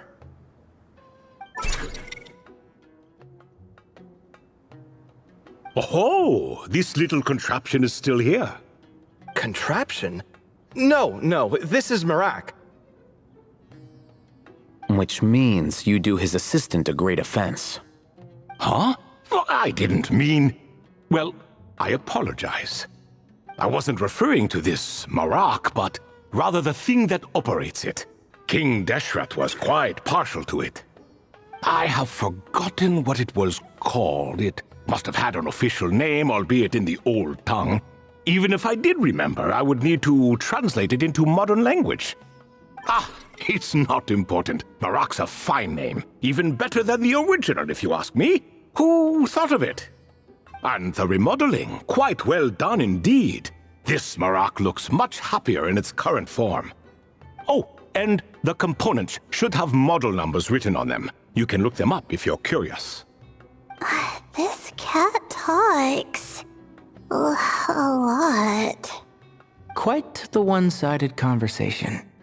Is this what the Ibis King was like? He seems quite eloquent. I wonder if he plays cards. Ha! I knew Marak was a great name. Go me! Let's see, what page was I on again? Should have brought a bookmark. That all went over Paimon's head.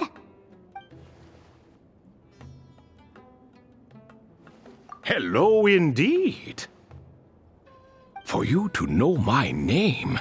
Yes, I was not mistaken. You are special among your companions. But you are all guests. It is only proper to invite you in. Come then, this way.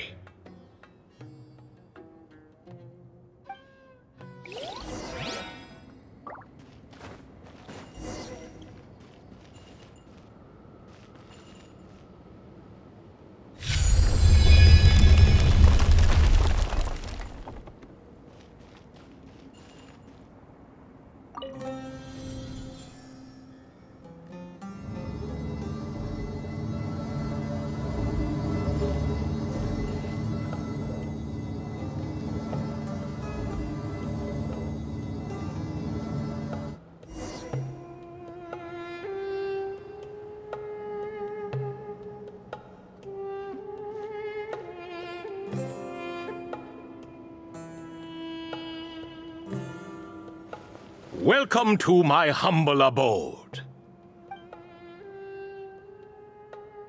Oh, your house sure is spacious, Lord Ibis King. I fear it's not quite what it used to be. In fact, it has long ceased to be my home at all. It belongs to the descendants of the cats I once raised. Such adorable creatures, aren't they? Take the one I'm borrowing here, for instance. A chubby fellow with such lovely fur. Anyway, tradition dictates that a special guest such as yourself be presented with a gift. Alas, it's a first-come, first-served basis, you see. I fear with the passage of time, none are left. What? So the treasure's gone already? Treasure, you say? Not an inaccurate description. Yes, and no. I have the power to grant gifts inaccessible to the masses. The only requirement is answering a question. Not a bad deal, yes? Of course, my questions were given unto me by King Deshret, who in turn received them from the Mistress of Flowers. There are 3 and no more. What causes our rise and fall? What obliterates love and hate? What determines truth and falsehood? The more he talks, the less Paimon understands. I see. That must mean Gudars and Makaira managed to answer 2 of the 3. Another who understands. Oh, so that's the event those 2 slabs are depicting. Ah, priests and their records. A singular obsession, and quite boring, too. After being imprisoned within Aru, I could, on occasion, take the form of a cat to converse with those around me. But I despised speaking to them. No conversational skills whatsoever. Now, humans like you who stumble in here from time to time, you are much more interesting. Hold on, we're getting off topic again. The 3 questions you just mentioned? What are they for, exactly? Ah, that is a story that begins with King Deshret. And we're in for another long one. Nostalgia for the past is common to us all, is it not? And our king, he was such a proud, solemn man in those days. He watched us speak of the present and the future, of the wisdom we possessed or were about to obtain. We were his proud retainers, confident in our belief that, so long as each one of us used our abilities to the fullest, progress was inevitable. Yet, King Deshret's ambition was not destined to be allowed in a closed-off world such as this. So nothing went as planned. In fact, from the beginning, there were signs an outcome of this nature was inevitable. Because although there were 7 pillars, one was forever absent. Al-Ahmar would insist the Dendro Dragon Sovereign was one of us, but the dragon herself rejected that idea. Huh. Like a card you can never seem to draw from your deck. More like a card that was never in the deck to begin with.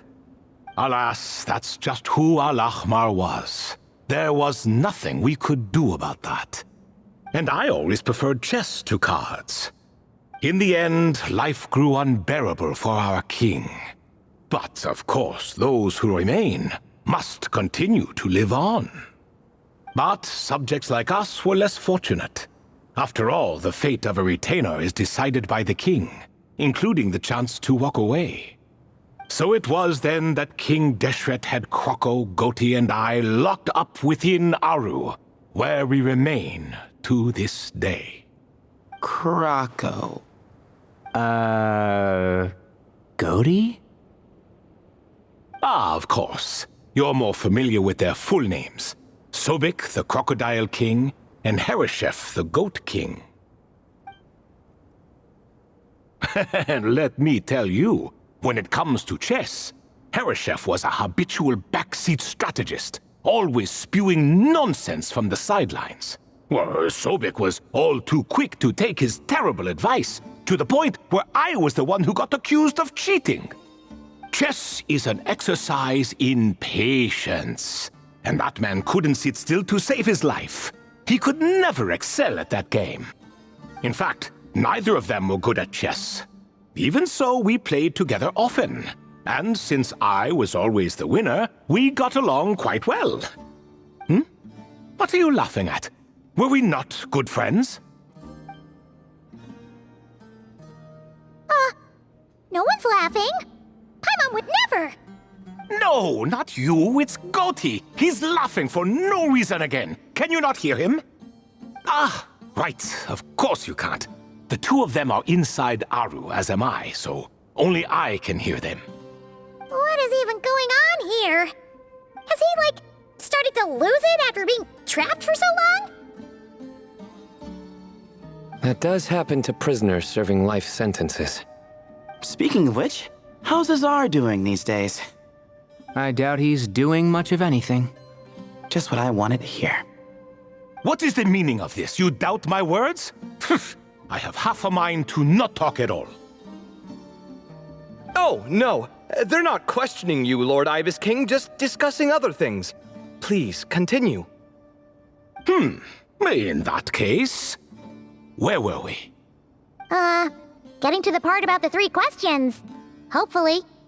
Ah, yes, we're almost there. Before I entered Aru, King Deshret said I could be released from my eternal seal if I chose humans who could provide the correct answers to those 3 questions. The first person who caught my eye was Gudars. I asked him, "What causes our rise and fall?" He answered, "Conspiracy and betrayal, for it renders the righteous and wise unable to succeed, and thus nations fall." I found his answer quite interesting, so I bestowed upon him the power to deceive. The second human I chose was Makaira. I asked her, "What obliterates love and hate?" She said unto me, "I have nothing left to lose. Vengeance alone can quench both love and hate." I found this to be another fascinating response, so I granted her the power to be loved. But both of them ended up... Now then, young one, riddle me this. Did their answers point to this fate, or was it the power I bestowed upon them that determined their end? I'm just an observer who doesn't understand their circumstances, so I can't answer. A clever reply. I do not wish to comment either. It is all in the past at this point. My only wish was for their answers to be acknowledged by King Deshret's rules, and bring me one step closer to freedom. As for the final person, her fate remains to be seen, so I will not reveal her name.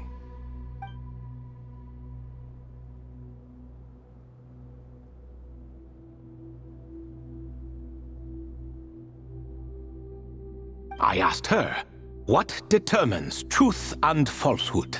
and found her answer quite compelling, so I bestowed upon her a gift to match. As you can see, however, I have not been freed, so it's clear the answer she gave at that time was wrong. But alas, 3 people were chosen and 3 questions were asked, so now all I can do is wait. Wait until her wisdom is in line with the rules set forth by my king. Until she has found the true answer to that question.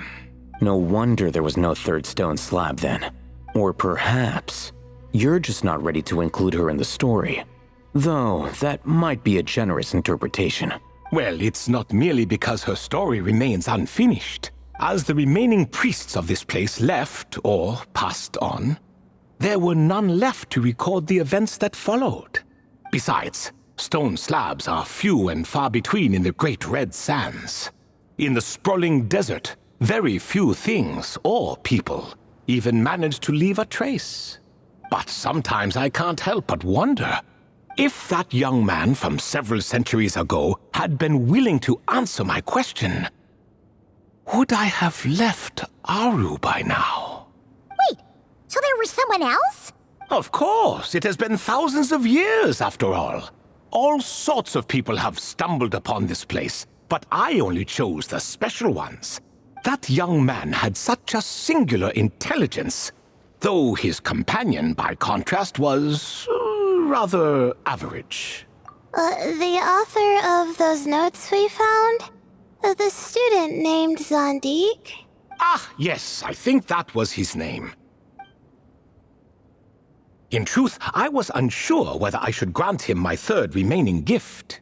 He was, of course, exceedingly clever, but he was also mistrustful and narcissistic in equal measure, and there did not seem to be a line he was unwilling to cross. Too much power could be dangerous in the hands of someone like him, so I found myself rather relieved when he declined my gift. Oh, he turned you down? Did he give a reason? Yes. He said he didn't need it.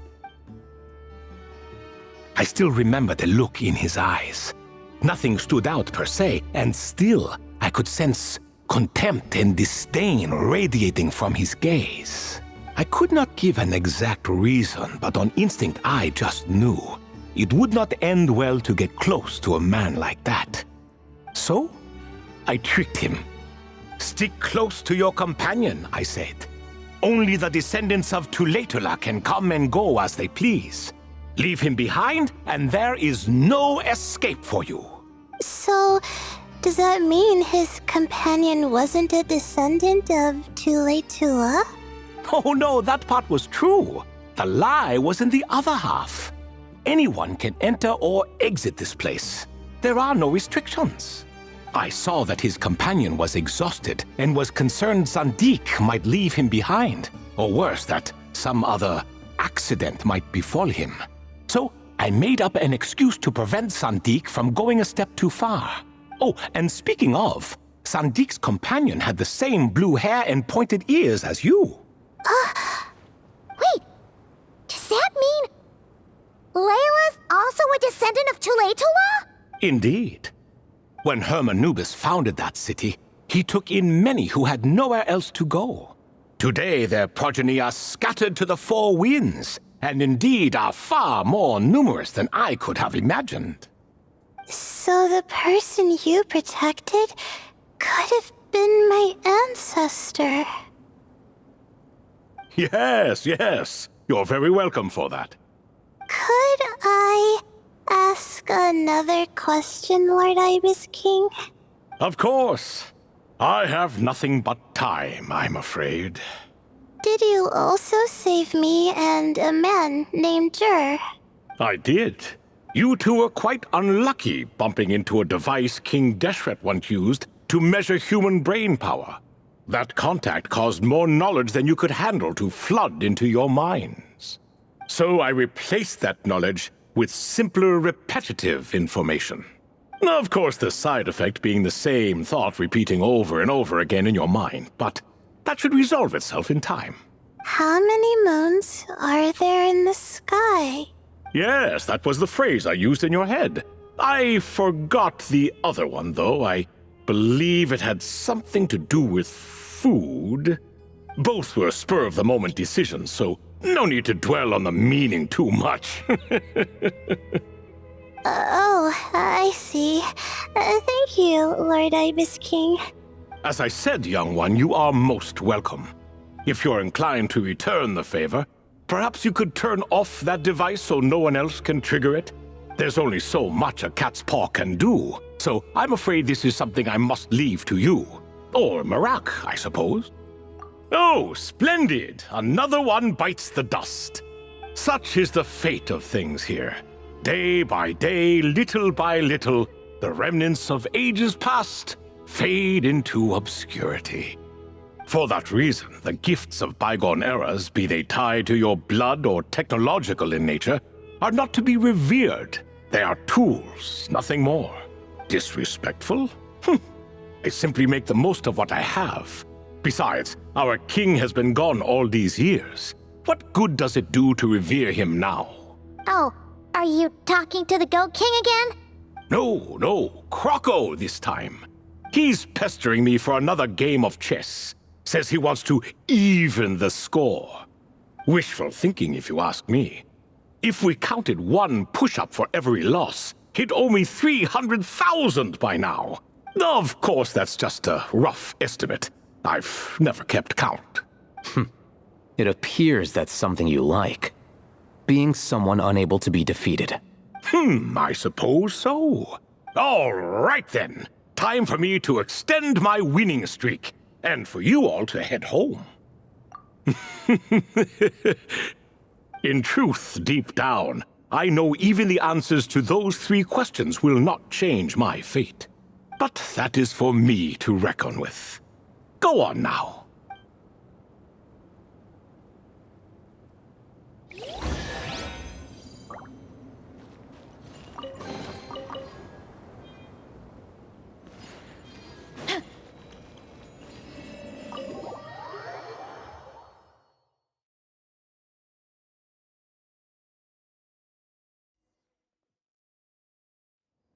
Excuse me, do you even know what time it is? I've harvested 3 crops of tomatoes while you've been gone. You're exaggerating, Professor. I'm making a point. There's a difference. Sincerest apologies for keeping you waiting, Professor Cyrus.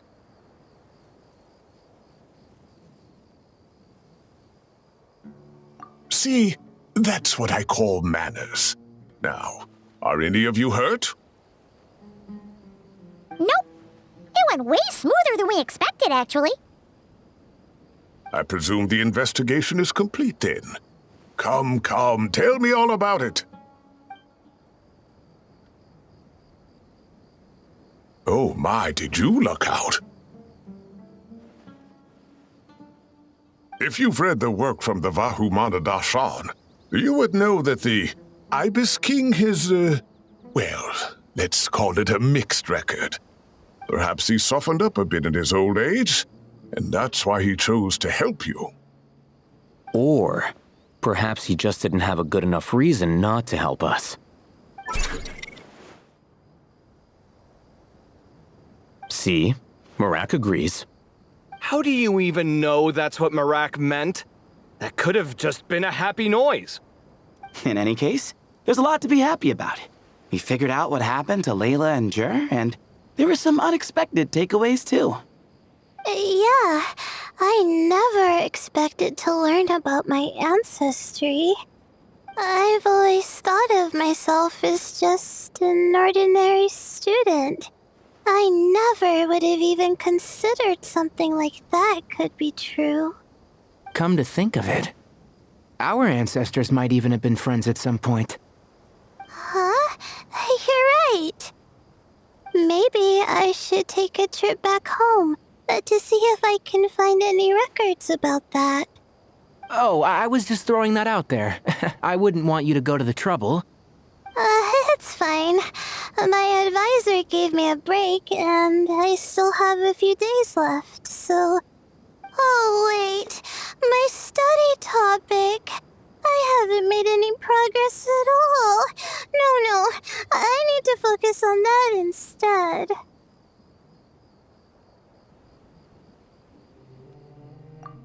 Right.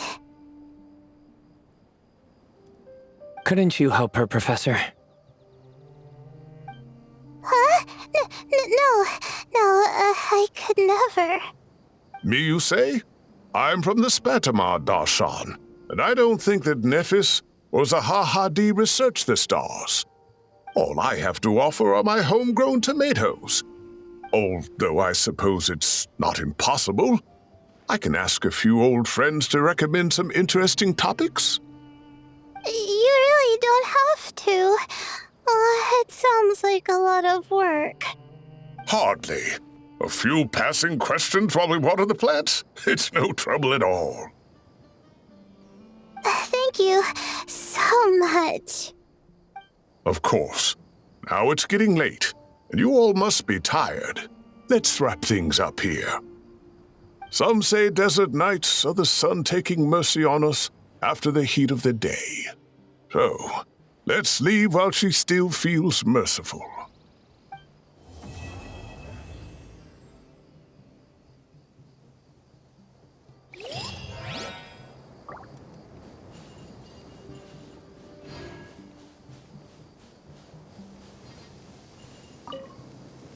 You made it back safe and sound. Glad to see it.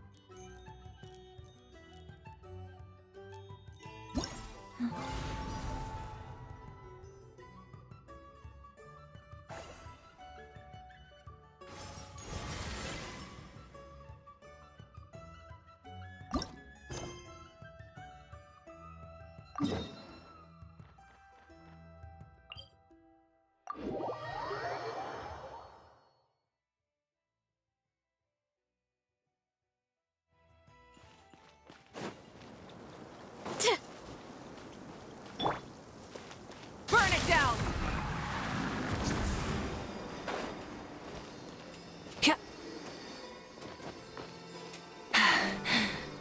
Phew.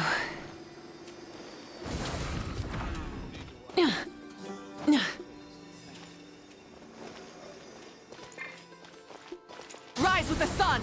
Try and stop me!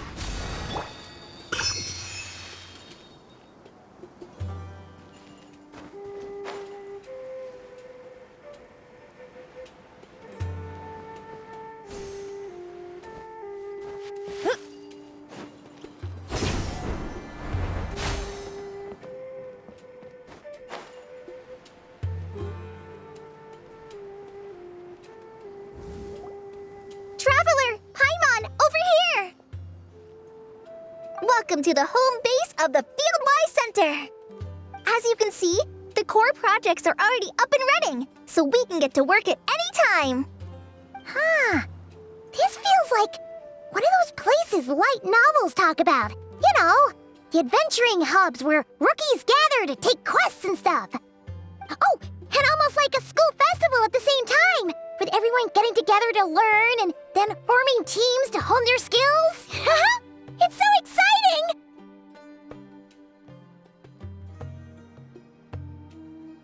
Well, this place isn't quite as decked out as a school festival, but Master Tainari said that academia plans to be generous with the resources. Anyway, before students and researchers head out on dangerous field missions, they can come here for advice and emergency training. We even have professionals on staff that can join their teams to serve as guides or safety personnel. Yeah, you can think of it like a forward operating base, equal parts theoretical training and field practice. We'll familiarize new recruits with potential challenges in the wild and take them through drills so there's no reason to panic during the real thing. Amber, you're here too? Surprised? I know I was. I'm off duty right now, so I was planning to just drop in on Kali for a bit. But I didn't realize how busy she'd be. I'm not the type of person to sit around and watch, so I decided to be her assistant. Sorry, Amber. I didn't mean to put you to work during your time off. Don't worry about it. A little relaxation balanced out with some fulfilling work is a great vacation in my book. Plus, I've learned a whole bunch of stuff too. And I got to see the Traveler in Paimon again. I mean, it just keeps getting better. We should have a giant feast once we're done here. How does that sound? A feast with the first friend we met in Sumeru and the first friend we met on our whole journey. Oh, that sounds just about as awesome as a giant plate of sticky honey roast.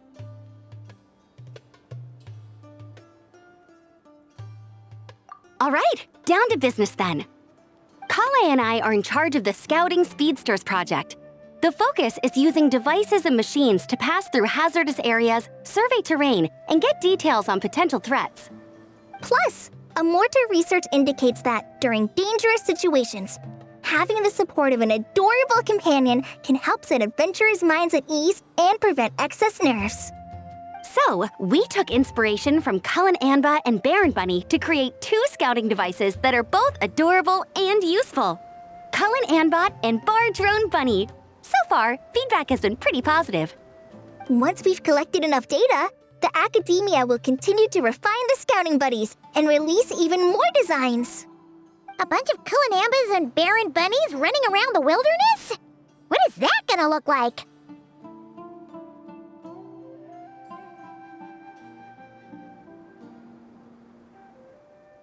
Plus, with you to guide our 2 little scouts, we'll be able to obtain some great data. Once you have a more complete understanding of the Fieldwise Center, you should come test them out. Now come with me. I'll introduce you to the other consultants. Oh yeah! The lady with the greenish-blue hair also has a super adorable device over there. But it does something completely different than our scouting buddies. I'm looking forward to seeing it in action. Oh, hey! Another familiar face! Come on, let's go say hi!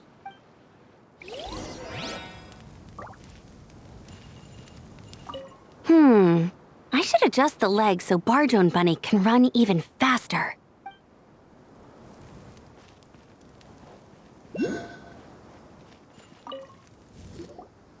It's really that popular.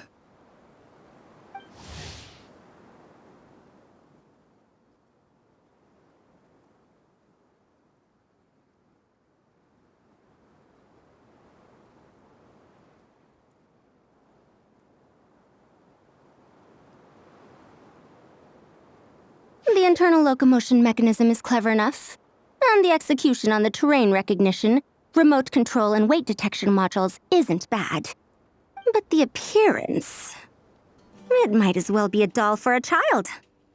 No, this won't do. Madame Farzan, great news! The Traveler and Paimon agreed to join! The Fieldwise Center just leveled up big time, huh? Hello, Madame Farzan! We're here to help! Well, look who the cat dragged in. Excellent job, Kale. Snagging 2 top experts with undeniable adventuring expertise. Now the League won't be able to say a word, no matter what kind of feedback I give. Now tell me, what do you think of this puzzle, pal? Whoa! It looks just like you! It's a collaboration between my juniors in the Haravatat Darshan, the Puzzlers League, and the Synopsium on Ruin Mechanisms. Clearly, the technological aspect is quite advanced. But the appearance... it couldn't be more childish. You should have seen Anise, defending this design choice with more passion than her thesis. Young people these days. Far too obsessed with making things cute.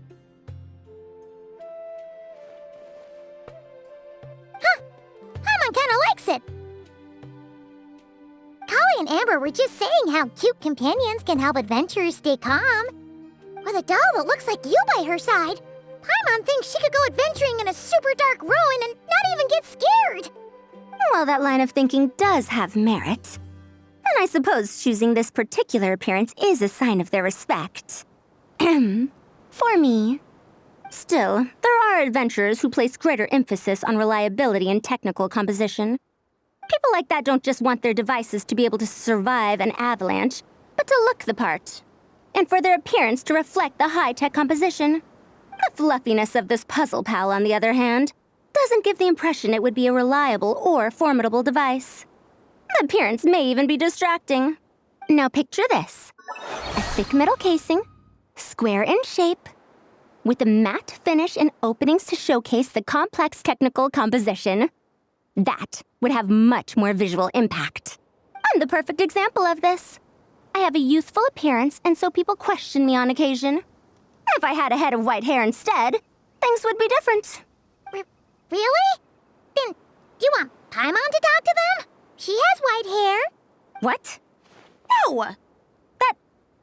That's not the same thing. I didn't realize you had such strict views about this, Madame Farzan. Huh? So, even you prefer this version? Well, if that's what you really think, then fine. You'll have to come back and test it out on some puzzles, Traveler. I'll rate your effectiveness in using the device and come up with a user manual based on your performance. As for improvements to its appearance, long-term observation is required, so I'll put that aside for now. I've already selected a few of the most suitable domains, so we can begin the puzzle-solving process at any time. Thanks, Madame Farazan. I'm just gonna take the Traveler and Paimon to see the final project. But it shouldn't take long. Don't worry, Kale. You're the one in charge here. Just make sure to pace yourself. Once things calm down, come over to see me and we'll have a nice chat. I'll even treat you to some snacks from back in my day. Snacks? Paimon's in! Paimon's in! Thank you, Madame Farazan. I'll bring a few boxes of floral tea as well. Go on now. Do me proud.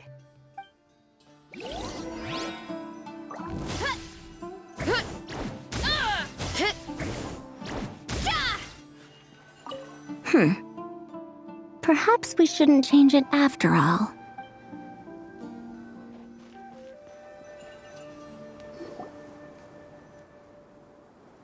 This last one is a long-term project we're calling the Security Division. Thanks to General Mahamatra Sino, we've been able to bring Dia on as the instructor and Candace as the coordinator. They're putting together a combat test right now, but they should be back soon. Hey, looking for us? I guess we showed up right on cue then. Wait, the Traveler and Paimon are joining as well? That makes things a whole lot easier. Sorry for keeping you waiting, everyone. But we managed to bring back some good intel. Intel? Huh. This is starting to sound intense. Of course. What better way to protect the students than to sweep through the desert and rid it of all potential dangers? Not a bad plan, right? You in? Not the best time for jokes, Dia. Besides, when it comes to striking down danger, the Traveler is a man on a mission. He might take you up on that offer. Defeating anything that might pose a threat? Oh, even if the Traveler worked non-stop, that could still take years. We'd have to stop traveling. Oh, Paimon doesn't even want to think about that. Time would be the least of our problems. Some dangers aren't visible to the naked eye, like the scorpions burrowed underground or the terrifying raptors sleeping in the trees. You can't get rid of them until they jump out to attack you. For situations like these, we'd have to combine Madame Farazan's recommendations with Amber's approach to scouting, calculating our chances of encountering enemies and our expected operation times. Whoa, pencils down, everyone. That was just a joke. The Security Division's goal is a lot simpler, actually. We're just here to ensure that fieldwork teams include trained combat personnel. Some of this work has been entrusted to the Blazing Beasts and other mercenaries, but members of investigation teams who pass the combat test can also qualify. Before an investigation team is allowed to head into a dangerous area, the group must include at least 2 professionals who have passed the assessment. And Dia and I were just out collecting intel on the best place to hold the test. We found a domain filled with monsters and bandits of all levels. Hopefully, they don't mind us borrowing their stomping ground for a bit. It'll only cost them a few smacks on the head. Oh, so we just need to supervise, right? That's right. Participant safety is our utmost priority. So we'll organize a group of capable personnel to take it in shifts. We still need to figure out our testing metrics, though. Fighting is different from an actual exam, and there's no one right answer.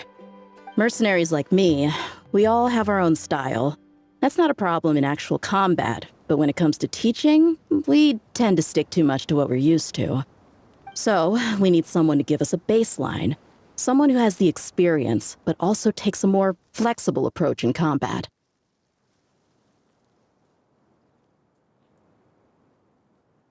Yeah, based on what you just described, the Traveler seems like the perfect person for the job. Great. Working with you is always a pleasure, Traveler. Smooth as butter on a steak. Don't forget about compensation for the Traveler and Paimon, Dia. You agreed without doing the math first. It's fine. We'll just split the funds Kale wrangled for us, 20-80. 10 for me, 10 for you, 80 for the 2 of them. Wait, we're You're getting 80%?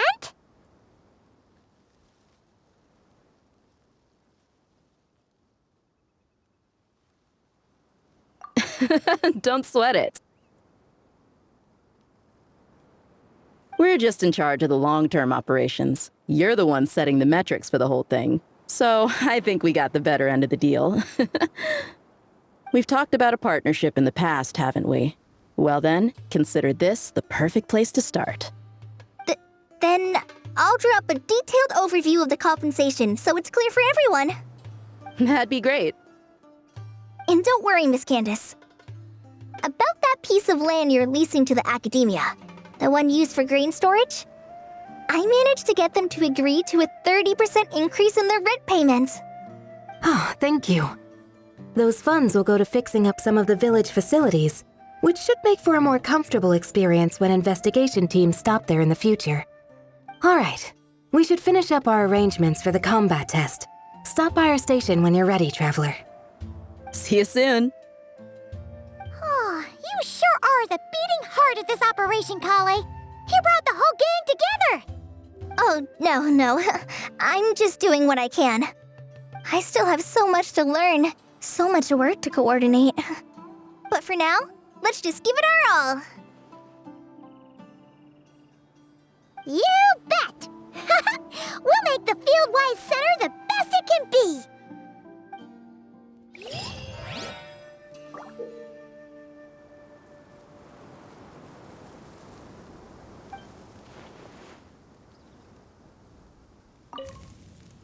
Hey, ready to do some quality assurance on our test questions? Sure. Feels like it's been ages since we last saw each other. If we'd known you were coming, we would have prepared a whole welcome feast. All new recipes and everything.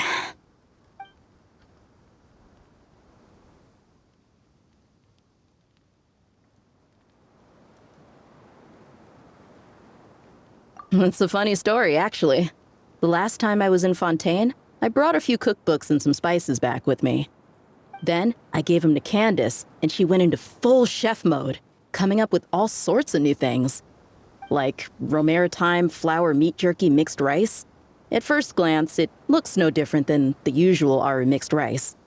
But then, it hits your tongue and, you get that delicious meat, the hearty rice, and this super refreshing aftertaste, all without being greasy. It's a great way to refuel, and it's not too dry. Honestly, perfect for camping out in the desert. I'm not against improving traditional cuisine. Within the bounds of reason, of course. After all, every ingredient is precious out in the desert. Nothing must go to waste. Why didn't you accept that outfit from me then? Fabrics are a valuable resource too. I mean, I know I'm pretty casual and not the most fashionable, I guess. But I had someone help me pick it out. I'm sure nothing was wrong with the fit. In the end, it went to the girl in our Merc band who does the accounting. She seemed to appreciate it at least. I did appreciate it, Dia. It was extremely thoughtful. But as the guardian of Aru Village, my goal is to blend in, not stand out. Besides, fine clothes should go to people who have an occasion to wear them. If your accountant is to represent the blazing beasts in business settings, she should have something to wear. That's why I recommended the clothes go to her. Oh, why didn't you say so earlier? I thought you just didn't like what I picked out. Well, seeing as the blazing beasts will be holing up in Aru Village for the foreseeable future, if you still want to offer something as thanks, you could bring us some bolts of cloth. I'm somewhat familiar with tailoring, and I could use them to fashion sand and dust-resistant cloaks for everyone. The fabric doesn't need to be expensive, just resistant to wear and tear. I trust your judgment on that. Don't worry, I'll think carefully about the shape and pattern when I make one for you. Then all will know that you are an esteemed guest of our village.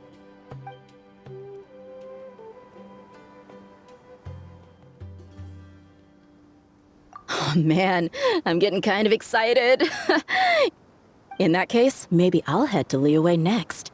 I've heard you can get some really nice fabric there without breaking the bank. Oh, and they've got a huge selection of silks as well, if that's what we're going for. But they've also got security in spades, so no merc work for us. We'll just be tourists, polite, well-behaved travelers. Once we're done here, I'll make a plan with the rest of the beasts.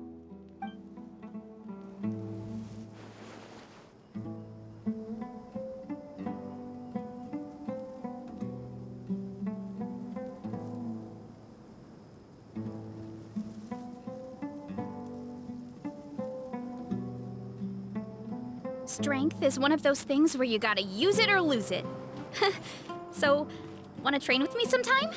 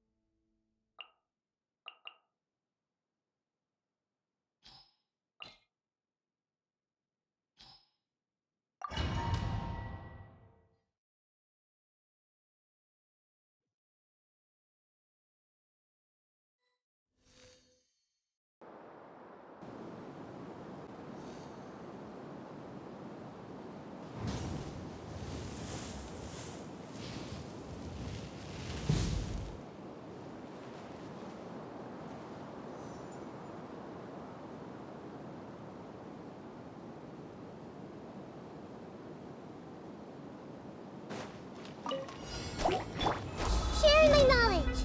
This may hurt a little. Teamwork is dreamwork! Burn it down! With one heart, we pray. You Pyroclastic surge!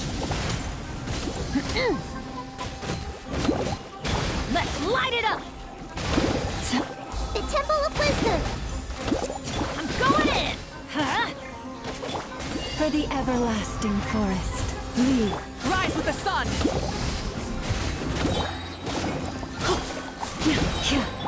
Make yourselves a home! Grow, grow, grow! Teamwork is dreamwork! by the frost moon of old, forest, light it up! Light of the blazing sun! The Temple of Wisdom! This way, Turtle! with one heart.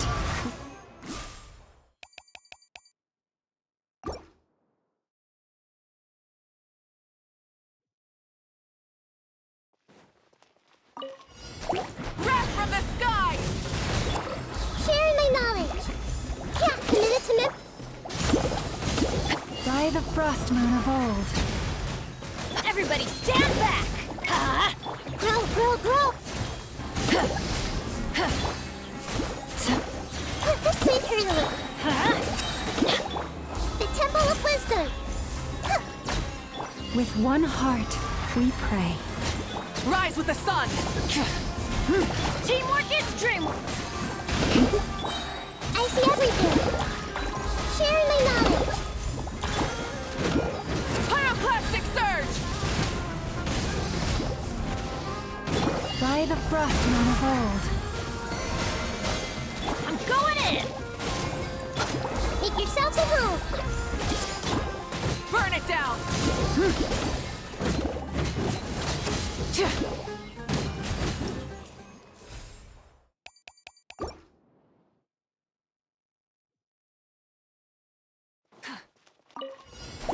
Light of the blazing sun! Full throttle! The Temple of Wisdom!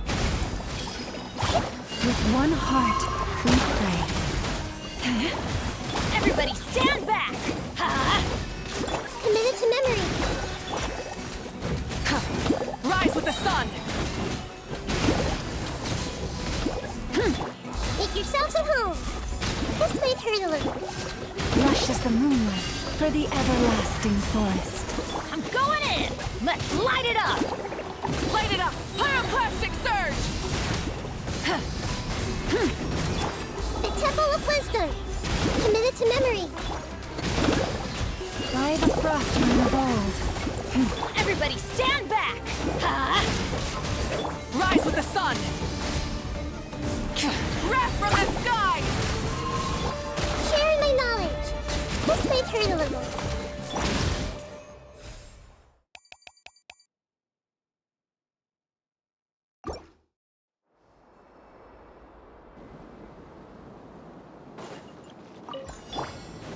Let the mountain's veins boil!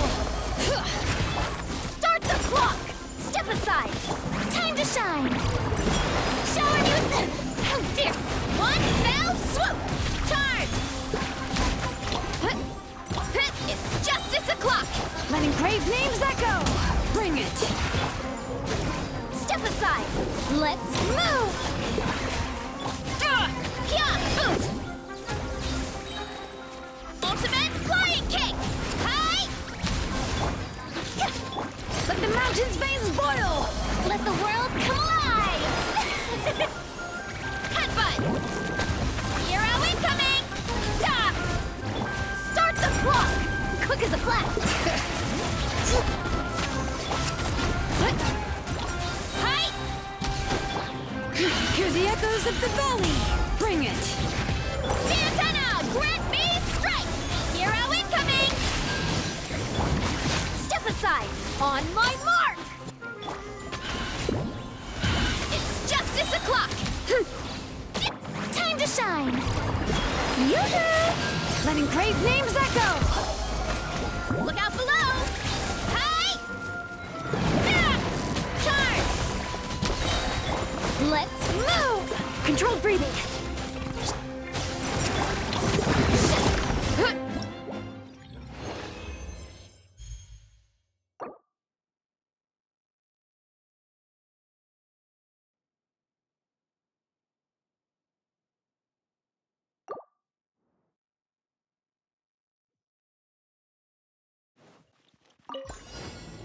Let the mountain's veins boil!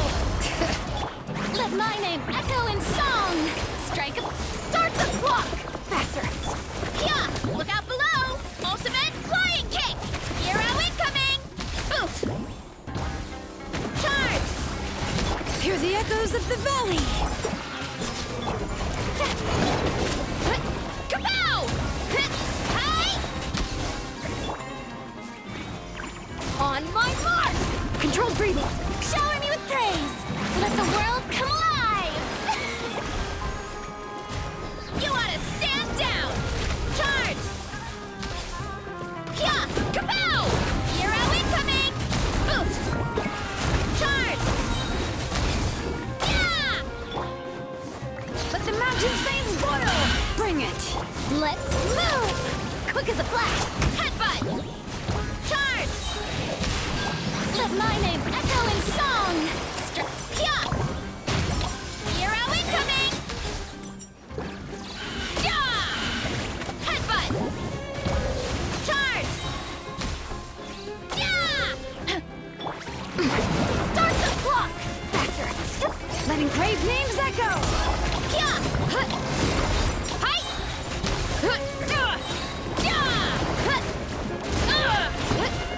It's justice o'clock!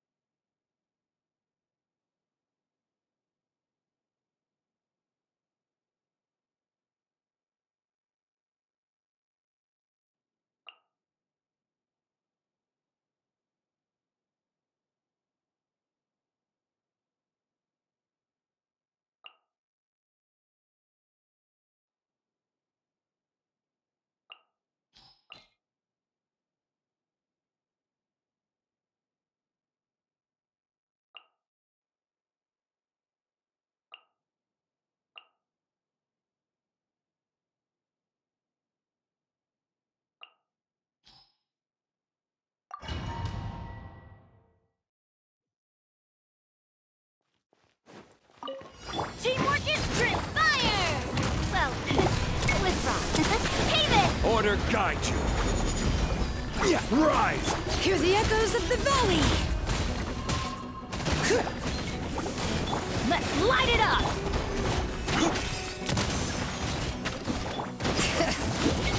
This is order. Crumble! I'm going in! Attack! Watch out! Letting brave names echo! Bring it! Coming at ya! I will have order. Rise! A proper send-off! From the spin of everybody, stand back! Hear the echoes of the valley! This is order. Quake! Watch out! Attack! Watch out!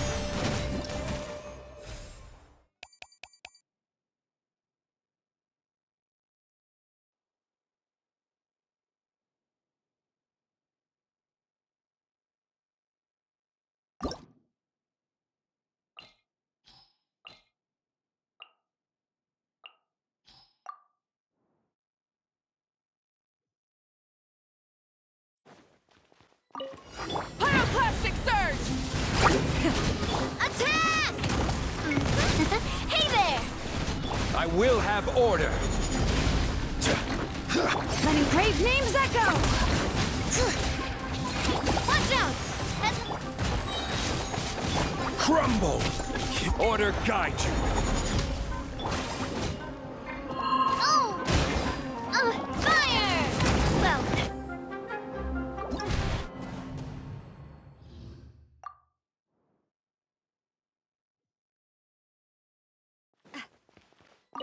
Light up the blazing sun! Fire! Well, hey there! This is order. Quake! Bring it! Let the mountain's veins boil! Watch out! Hiya! I will have order. A proper send-off! From the steam... Burn it down! Try and stop me! Letting brave names echo! Rise! This is order.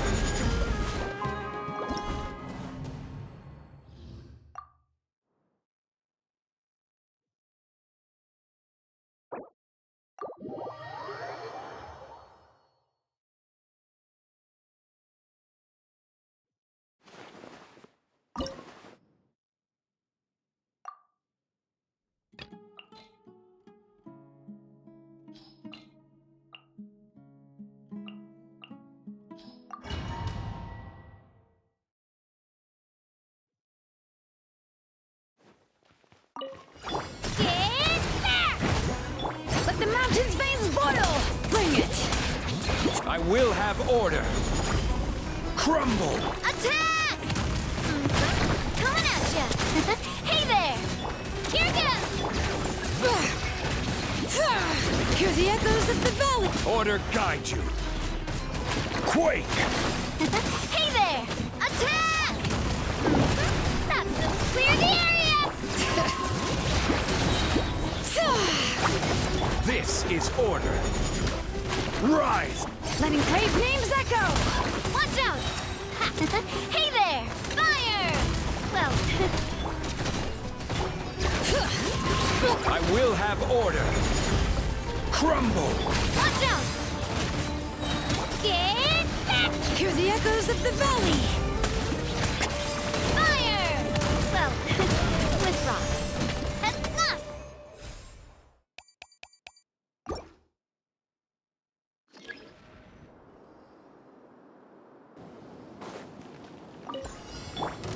For the everlasting forest. Leave the... At the flame! Whoosh! Let the world collide! Let's nip that in the bud. Let's ride! Woohoo!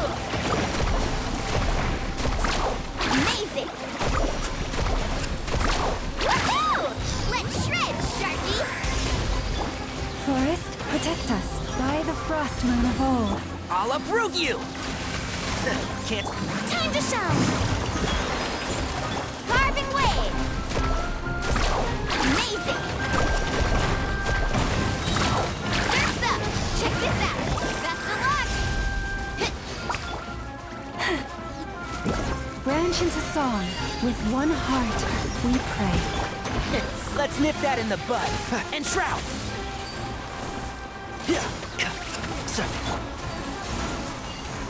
Leave this.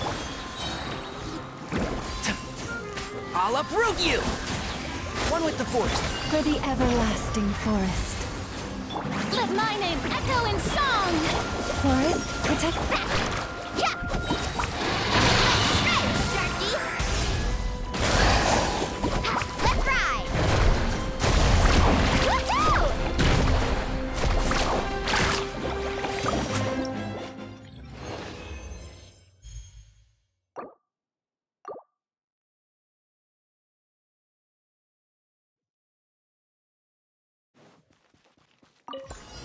I hear everything.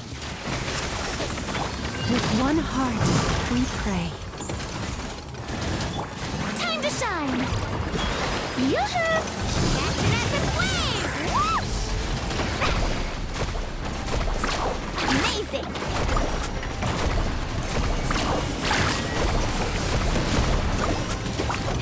By the frost moon of old, lush as the moonlight. I'll uproot you! Can't see. Need a surf? Check this out! Best of luck! Carving waves! Woohoo!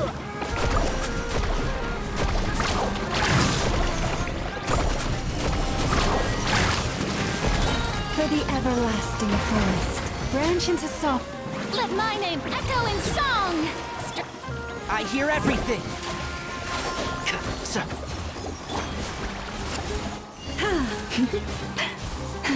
Lush as the moonlight. By the frost moon of old. And shroud! My tail's all messed up. I'll uproot you! Receive my blessing. With one heart, we pray.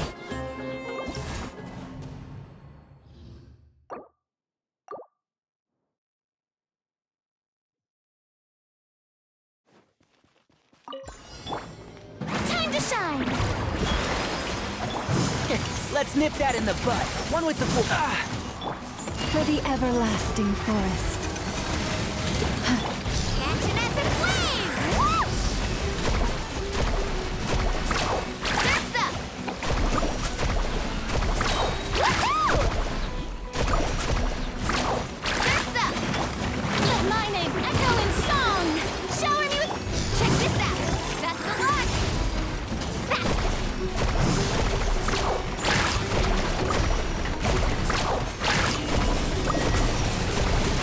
Amazing!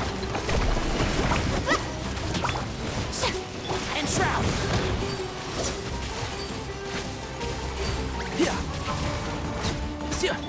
Time to shine! Strike a pose! I hear everything. Can't see. With one heart, we pray. Lush as the moonlight.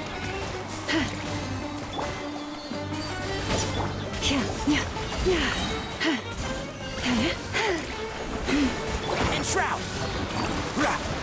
Flowers haven't bloomed yet. Receive my blessing.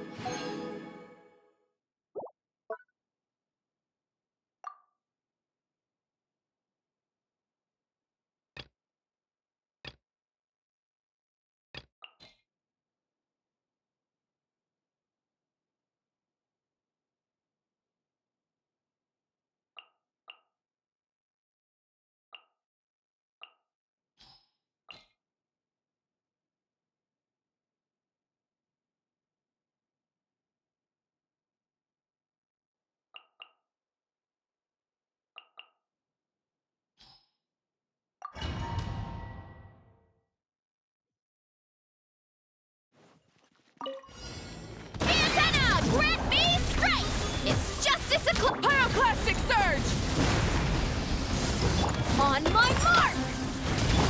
You two! Time to end them! Headbutt! Hero incoming! Oof! Kapow! It's justice o'clock! Wrath from the skies! Try and stop! Start the clock! One fell swoop! It's justice o'clock! Headbutt!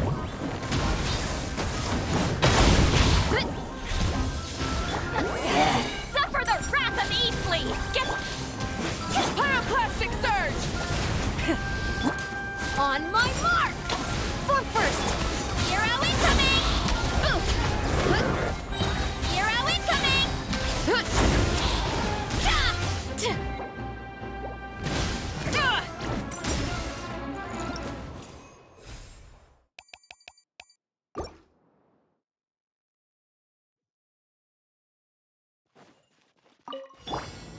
Start the clock! Quick as a... Lolling! Eat Papa! Get him! The light of the blazing sun! Antenna! Grant me strike! Hi! Hurry up, Brassa! Hero incoming! Controlled breathing! Stay out of my way! On my... Show no mercy! Rise with the sun! Wrath from the skies! Suffer the wrath of Easley! Kapow! Hero incoming! Charge! Hi! Quick as a flash! Let's move! Light it up! Light of the blazing sun! Oof! Hi!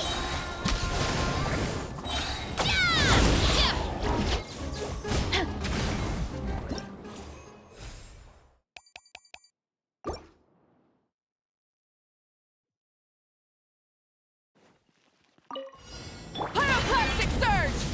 Try and stop! Start the clock! Faster! Not you two! Time to end them! You ought to stand down! It's justice o'clock! Hero incoming! Burn it down! Wrath from the skies! On my mark! Headbutt!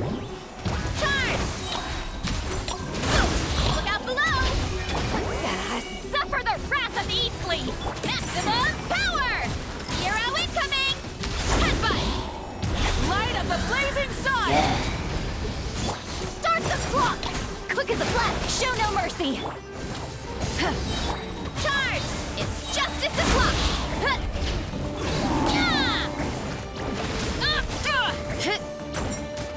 Oof! Heads up! Hero incoming!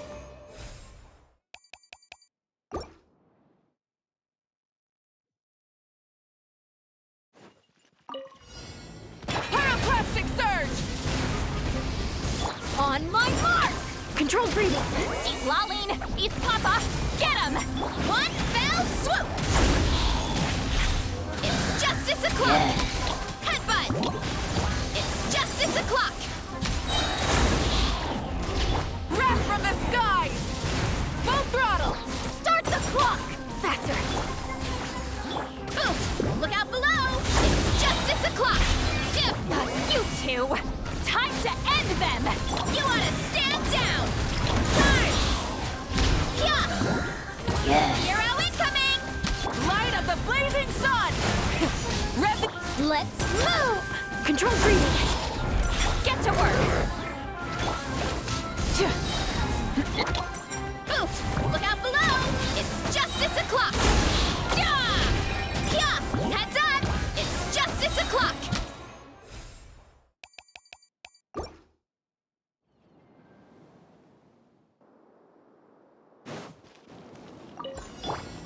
Teamwork is dreamwork! Let engraved names echo! Let the world come alive! Let's shred, Sharky! Let's ride! Surf's up! Amazing! Everybody stand back! Hear the echoes of the valley! Time to shine! Faster!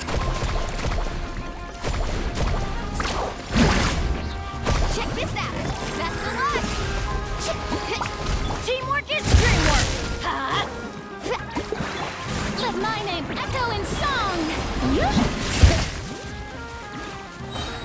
Let the mountain's veins boil!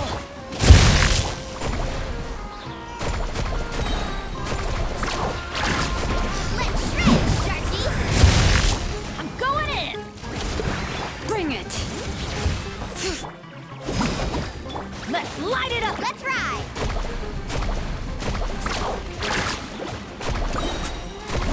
Catch an epic wave!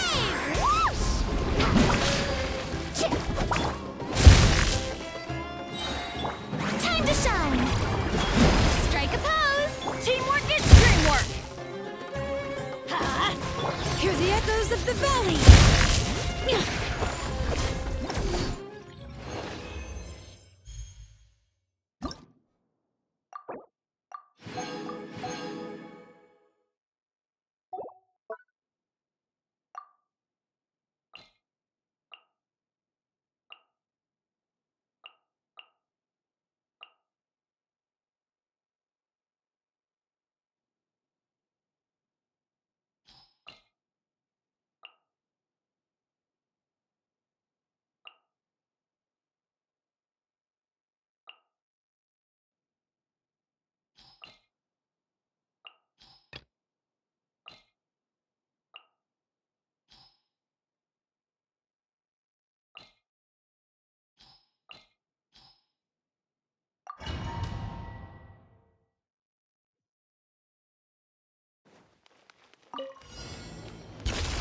Paradigm shift! Decided by destiny! Lolling! Eat Papa! Get him! Get to work! Let the world collide! Annihilate! Mine to wield! Delve into destiny! Suffer the wrath of Eatsley! Written in the stars! Let my name echo in song! Mine to wield. Let me scribe! Fulfill our pact! Fate is upon you!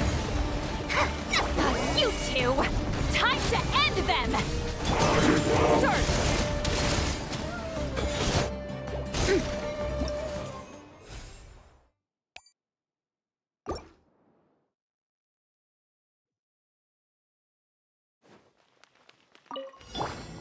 Decided by destiny. Suffer the wrath of Eatsley! Let the world collide! Into the void!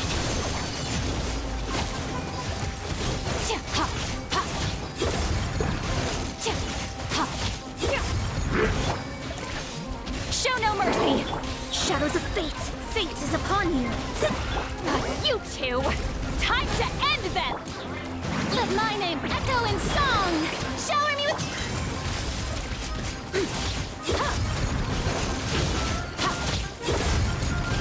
Mine to wield.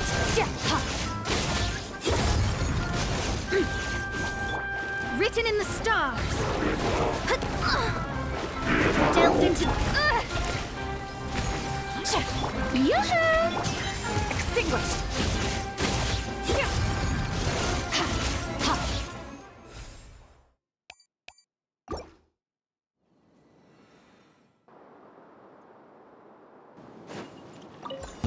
Use of force authorized. Start the clock! Bombs away! Santana! Grant me strike! Charge! Headbutt! Let's shred, Sharky! Resistance Target wave! Save yourself! Woohoo! Let's move! It's just as a clock! Resistance is futile. Yeah! Save Kapow! yourself. Smash down! Boof! Charge! Force authorized.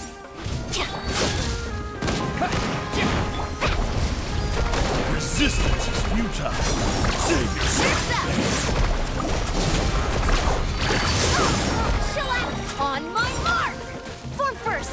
One fell Resistance is futile. Hero incoming! Save yourself. Hero incoming! Yeah! Catch an epic wave!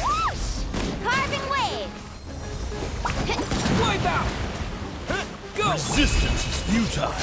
Save yourself. Start the clock! Faster, stronger!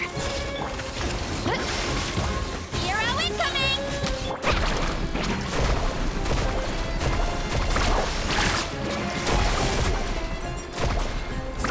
Woohoo! Oof!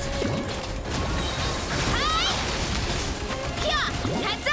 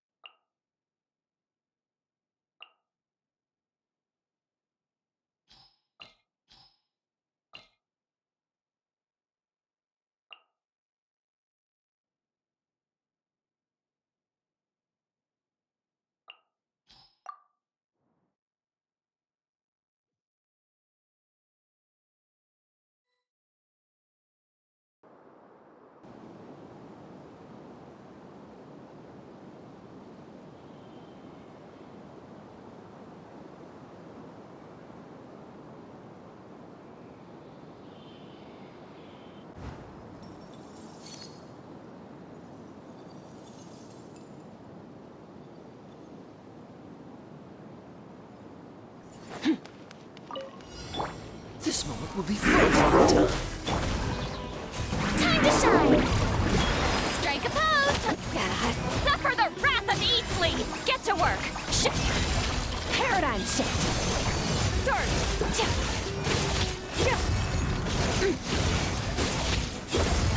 Oh, so sorry. Laline! East Papa! Get him! Fulfill our pact! Annihilate! Let my name echo in song! Show it!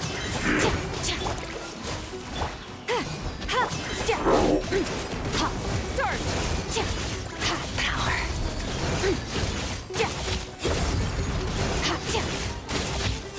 How dare you! Suffer the wrath of Eatsley! Don't get frostbite.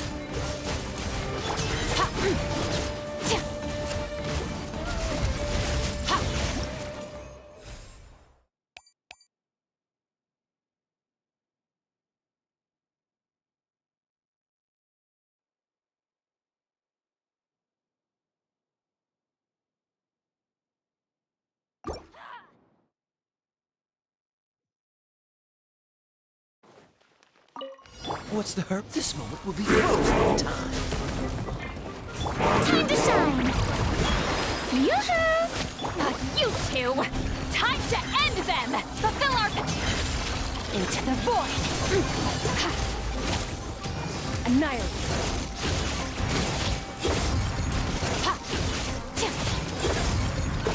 Oh, so sorry. Cool it. Suffer the wrath of Eatsley! Show no... Let the world collide! Surge! Power!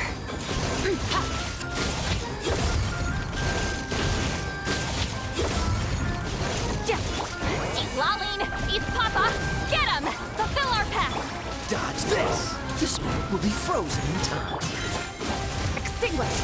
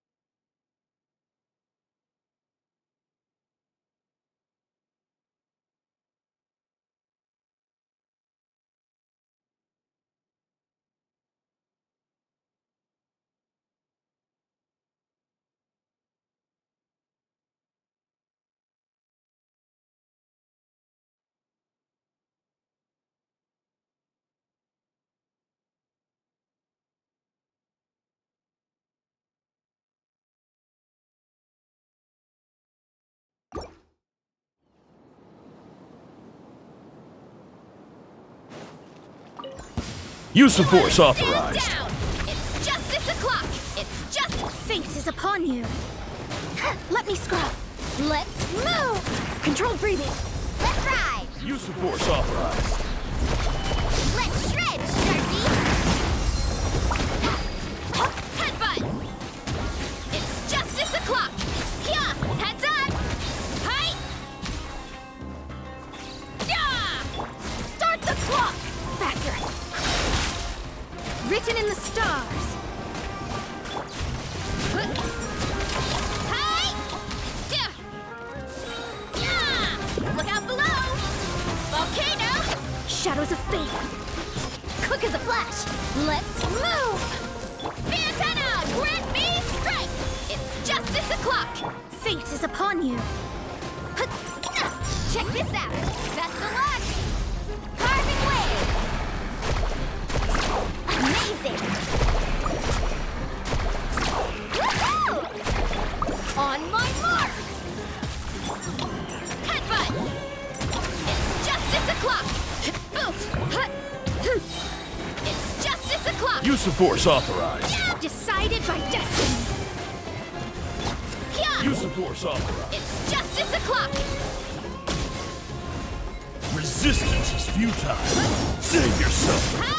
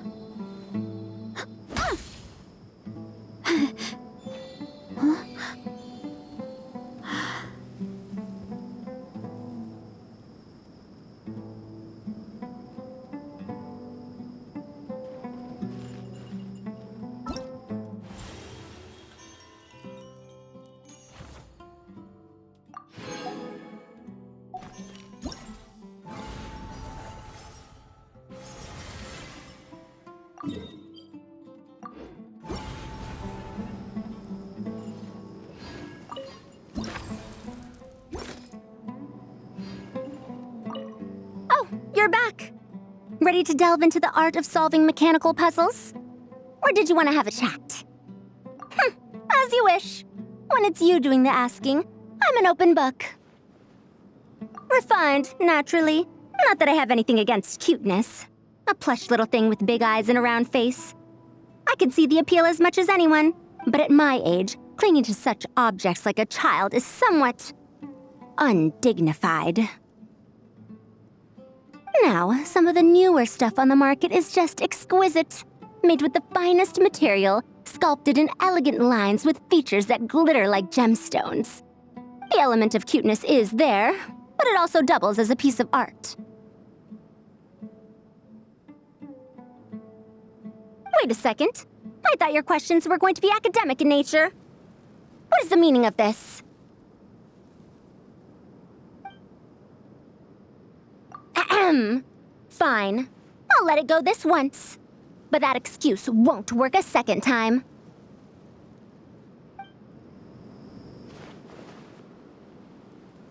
Oh, you're back. Ready to delve into the art of solving? Of course. Don't let me keep...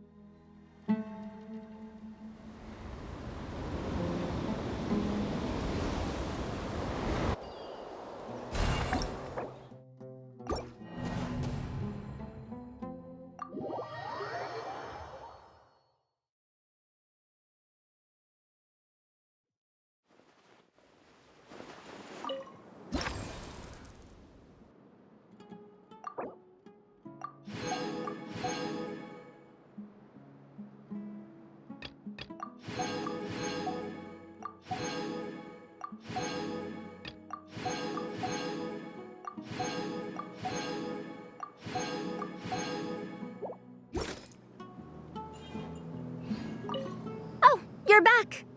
Ready to delve into the art of solving mechanical puzzles? Or did you want to have a chat? As you wish. When it's you doing the asking, I'm an open book. Ah, a classic debate. I don't think this is a question that has a definitive answer. Not for me, at least. It depends entirely on the scenario. Simply put, if the task requires repetitive mechanical work that dilutes the value of human mental labor, then automated devices are superior. But where identification, analysis, and decision-making are critical, manual control is always safer. Human thought is complex. Even if we were to simulate a 6-year-old's mind, the demands in terms of component design, system weight, and energy cost would be immense. As I see it, conventional hardware capable of simulating adult-level cognition is impossible to integrate into a compact device. For the foreseeable future, anyway. Well, I've told you before, if you find these topics interesting, you should come to my classes. Cyrus's student, Lisa Mincy, is known as a once-in-a-generation genius. But with your smarts, I bet you could give her a run for her Mora.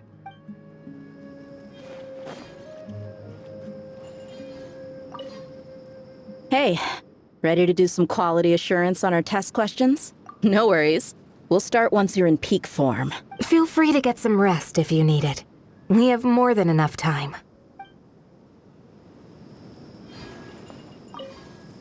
Hey, ready to do some quality assurance on our test questions?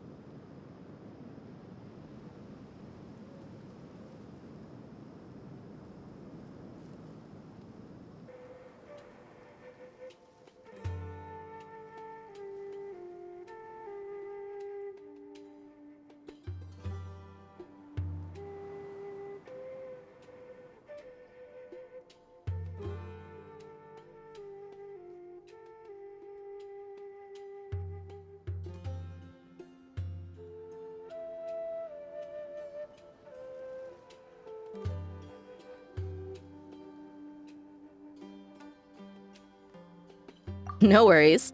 We'll start once you're in peak form. Feel free to get some rest if you need it. We have more than enough time.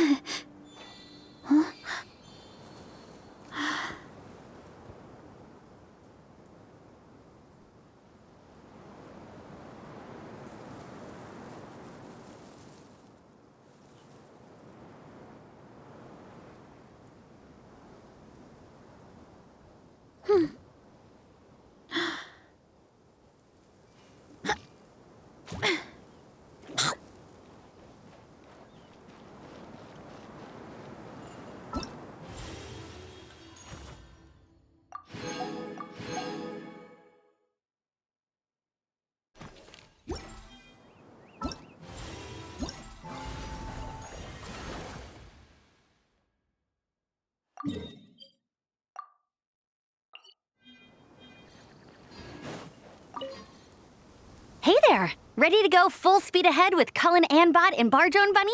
Our 2 scouting buddies are tuned up and ready for testing. Don't worry, I'm using this station as a temporary office for the Fieldwise Center as a whole. But it hasn't been too bad. Just a lot of data processing for our scout bots and some paperwork. Oh, and we also give suggestions on how to modify the internal mechanisms. When an investigation team comes along, we register them and check if emergency training is needed. Then we take care of the departure procedures, allocate the required personnel and equipment, and then we monitor the situation with their camp provisions and touch base with the logistics staff.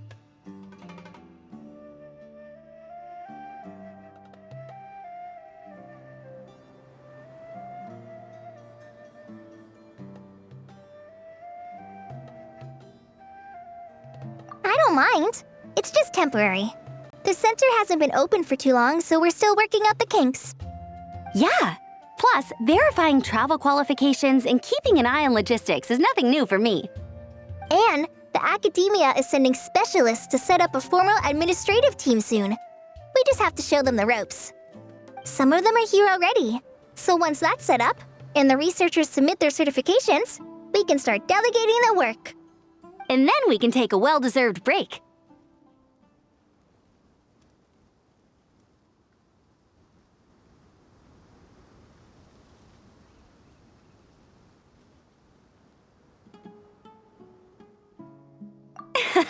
I asked Lisa and Kaya for some recommendations before leaving, so I have a list.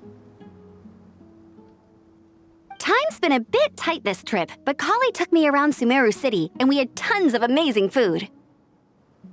She's one busy gal, though, so I didn't want to drag her from place to place. It made more sense to spend time here helping her out. I'm sorry, Amber. For what? I'm having a blast. Seeing you take the reins, seeing your friends place their trust in you, even rely on you, it makes me so happy. Traveling, relaxing, I can do that whenever. It's not like this is my last time here. Besides, once we're done, there will still be more than enough time for sightseeing. That makes me even more determined. You don't need to worry about me, Amber. I've got this.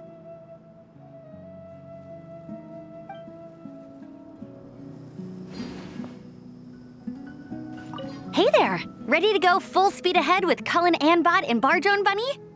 Our 2 scouting buddies are tuned up and ready for testing.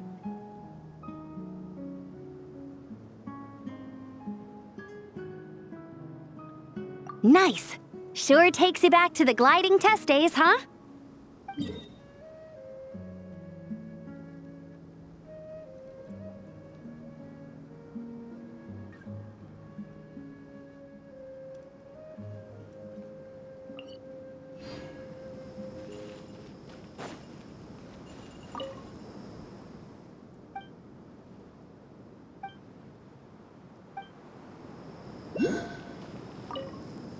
Hey there! Our 2 scouting buddies are tuned up. Nice!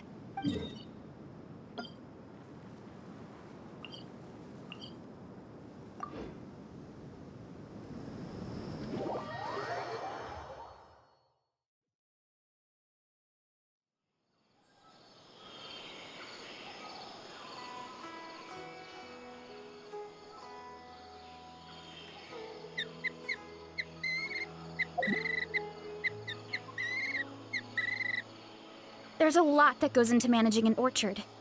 Watering, weeding, fertilizing the soil, making sure the temperature is right. But most importantly, you have to keep the fruit in a good mood.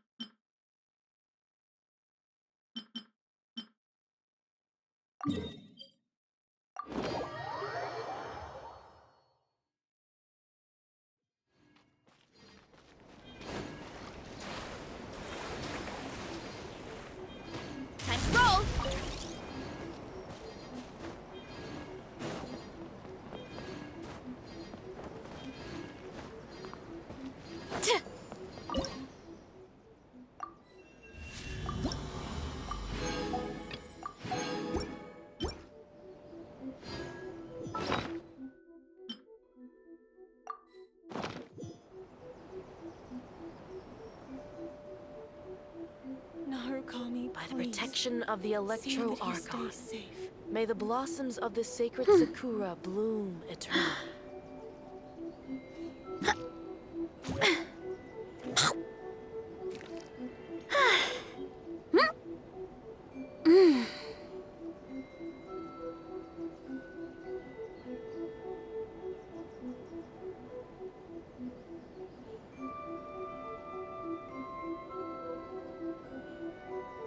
By the protection of the Electro Archon, may the blossoms of the sacred Sakura bloom eternally.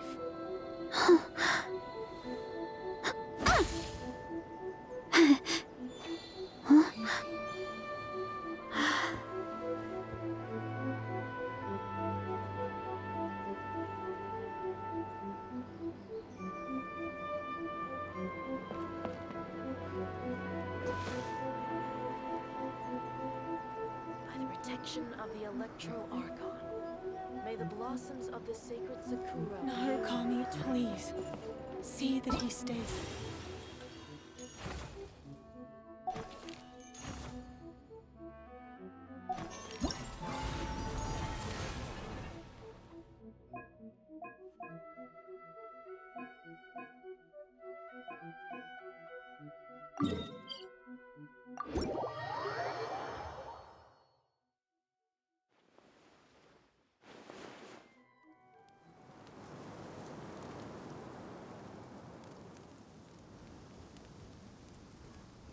My parents always say, no matter how busy life gets, you should always sit down and enjoy a proper meal when you get hungry. What I like to do is stack my plate up high, then squash it. Hey, ready to do some quality? Wonderful. Yep, all you got.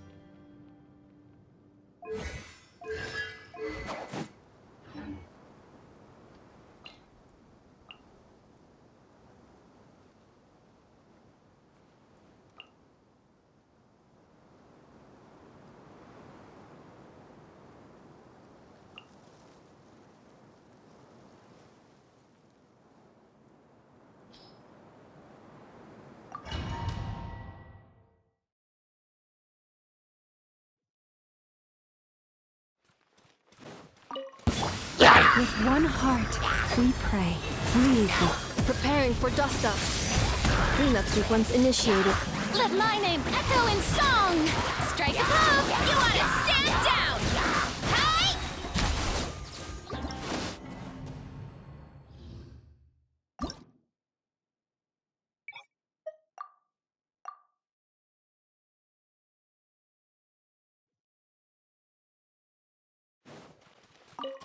For the everlasting forest, you poor lost.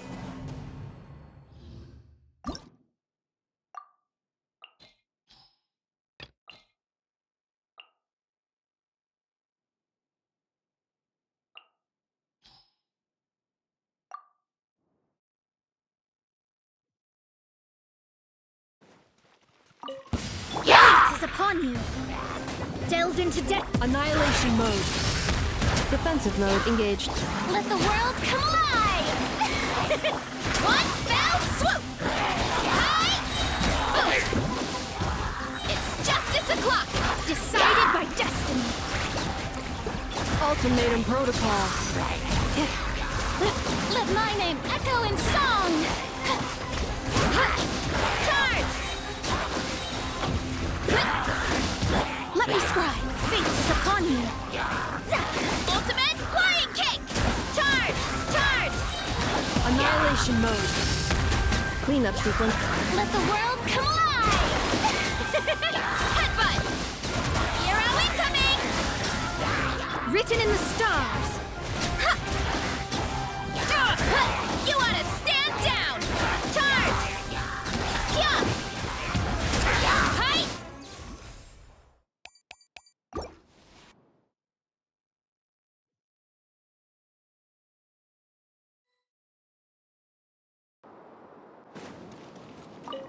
Time to shine. Yoo-hoo! Fate is upon you. Preparing for dust up. One fell swoop! It's justice o'clock! Charge! Headbutt! Charge! Let my name echo in song! Written in the stars. Ultimatum protocol. Defensive mode engaged. Oof! Look out below! It's justice o'clock! Yeah! Delve into destiny. Let the world come alive! Decided by destiny. Preparing for dust up. By my spark, the night burns! It's justice o'clock! Oof! It's justice o'clock! Let my name echo in song! Fate is upon you. Ultimatum protocol. Insulation chamber.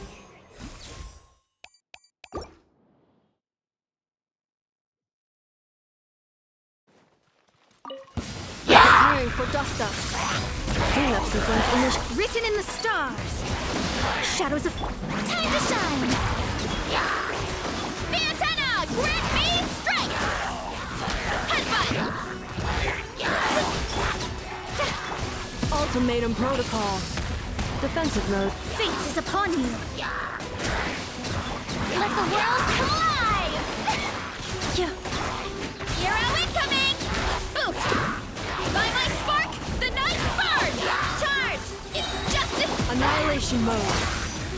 Insulation chamber. Written in the stars. Time to shine! Yeah! Heads up! It's justice o'clock! Oof! Hi! Ultimatum protocol. Fate is upon you. Delve into... Defensive mode.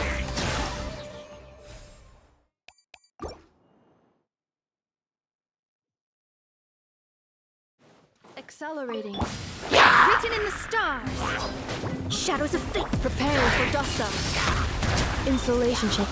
Let my name echo in song! You ought to stand down! Hero incoming!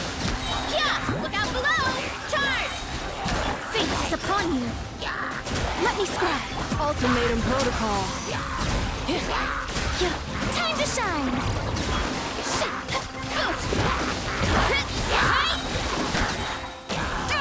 Strike a pose! Delve into destiny. Written in the stars. One fell swoop! Hero incoming! Annihilation mode. Defensive. Let the world come alive! Shadows of fate. Headbutt! Hero incoming! Fate is upon you. Ultimatum protocol. Insulation chamber deployed.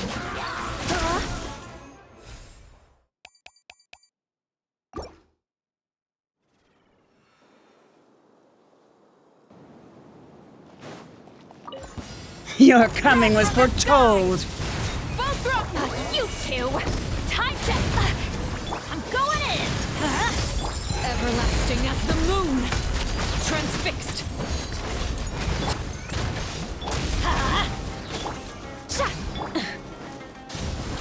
as one, like a 99! Care for a teamwork is dreamwork. Get to work.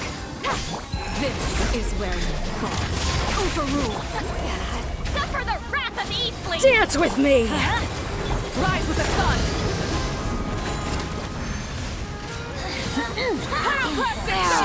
Punish. Everybody stand back. Show no mercy. Witness my wrath. Laid bare. Eat Laline, eat Papa.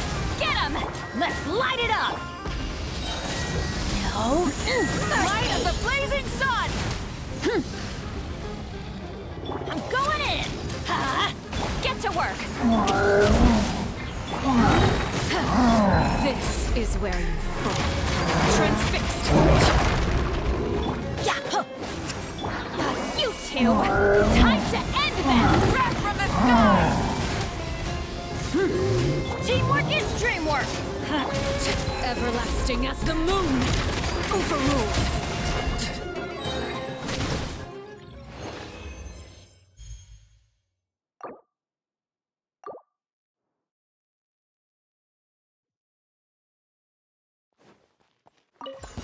Your coming was foretold. Wrath of Eastling. Fulfill our pact. Everybody stand back. Light of the blazing sun. Try and stop me. This is where you fall. Care for a dance.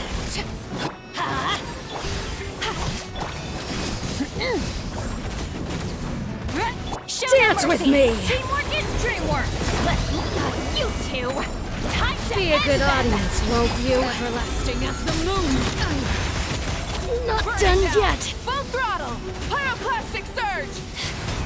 I heard you. Get to work. Fulfill our Where are you? Off we eat Laline. Eat Papa. Get him. Try and stop me. Witness my rise. Laid bare. Impertinent fool. Be gone. Light of the blazing sun! Everybody stand! That's gonna hurt in the morning. Show no mercy! Suffer the wrath of Eastling! Everlasting as the moon!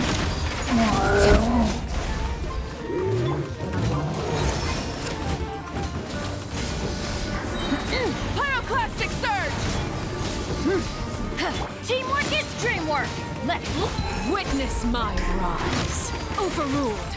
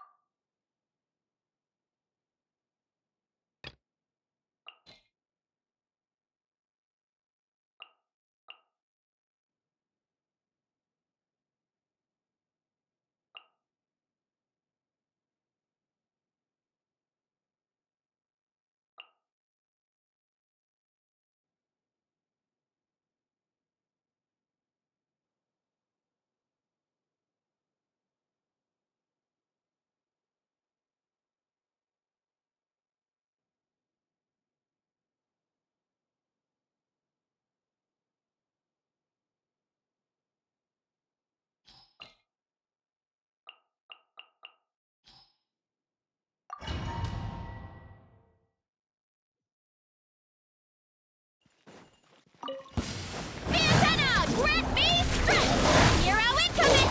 Start the clock! Controlled breathing! Everybody stand back! Light of the blazing sun! Rev the engines! Let's light it up! Charge! Kapow! It's justice o'clock! I'm going in! Let's move! Faster! Stronger! Wrath from the sky!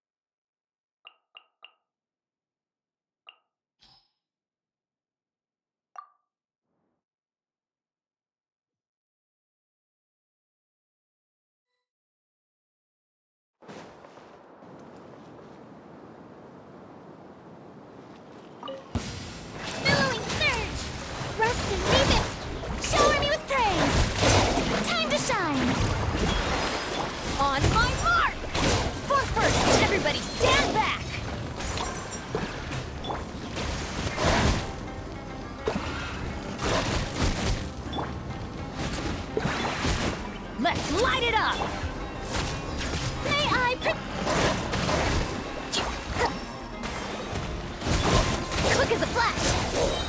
Let's move.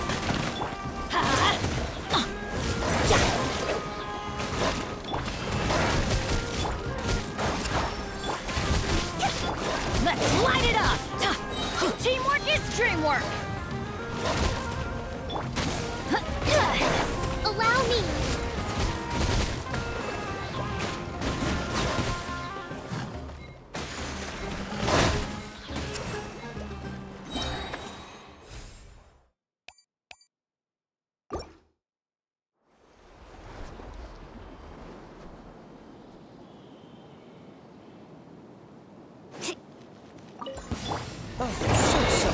Freeze! Decided by destiny.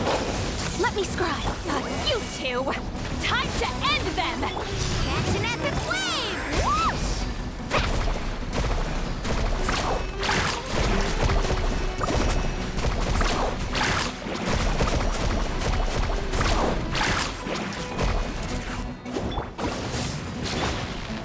Faster! Written in the stars! Fulfill our pact!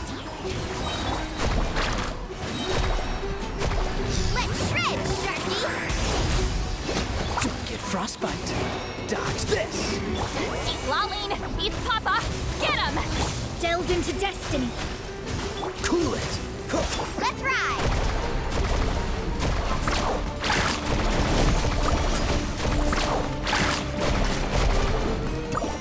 Fate is upon you. Let me scribe. Dodge this. Show no mercy. Suffer the wrath of Eatley. This moment will be frozen in time. Free! Catch an epic wave! Whoosh! Shadows of fate. Cool it! Ha! Get to work. See Laline, beats Papa. Get carving waves. Amazing!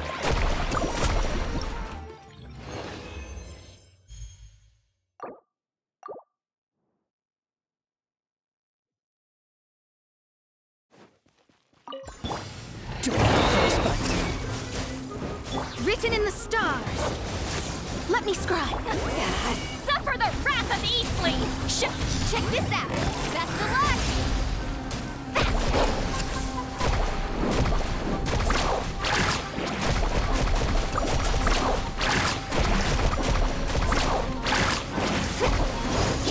Shadows of fate. Dodge this. Fulfill our pact. Let's ride. Catch an epic wave! Whoosh! Oh, so sorry. Cool it. Fate is upon you. Let me scribe. You two. Time to end them. Carving waves!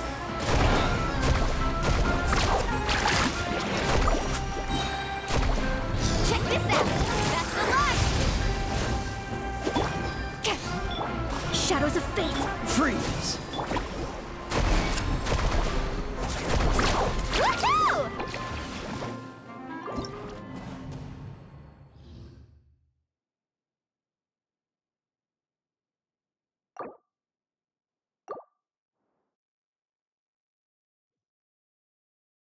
Need a surfboard? Epic wave! Whoosh! Written in the stars. This moment will be frozen in time. Cool it. Suffer the wrath of Eatley. Let's ride! Amazing! Delve into death. Dodge this. Keep carving waves!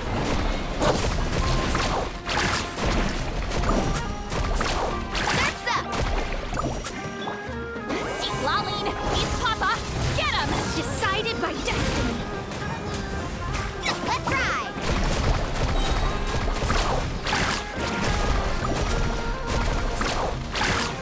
Let's shred, Sharky! Cool it.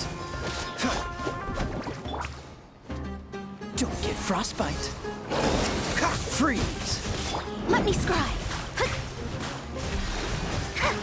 Written in the stars. Get to work.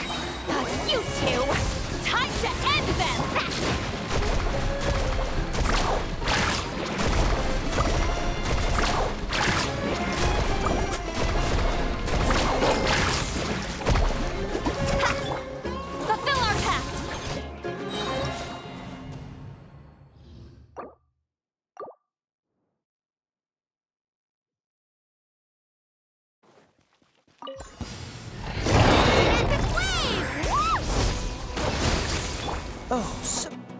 so.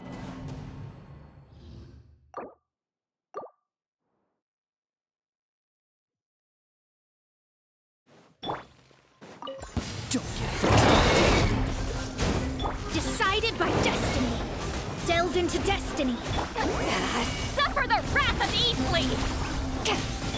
Let's shred, Sharky! Carbon wave!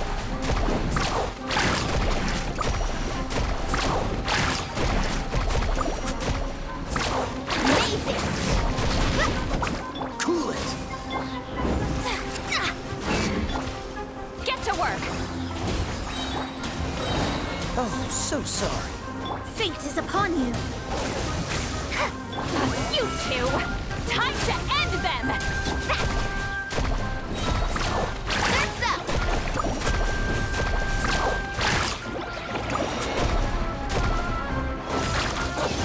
Catch an epic wave! Whoosh!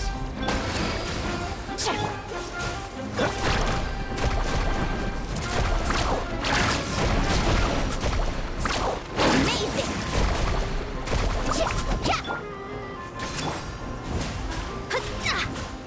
Dodge this! Decided by destiny. See Lolene! Eat Papa! Get him! Show no... This moment will be frozen in time. Cool it! Carbon wave! Woohoo! Check this out! Best of luck!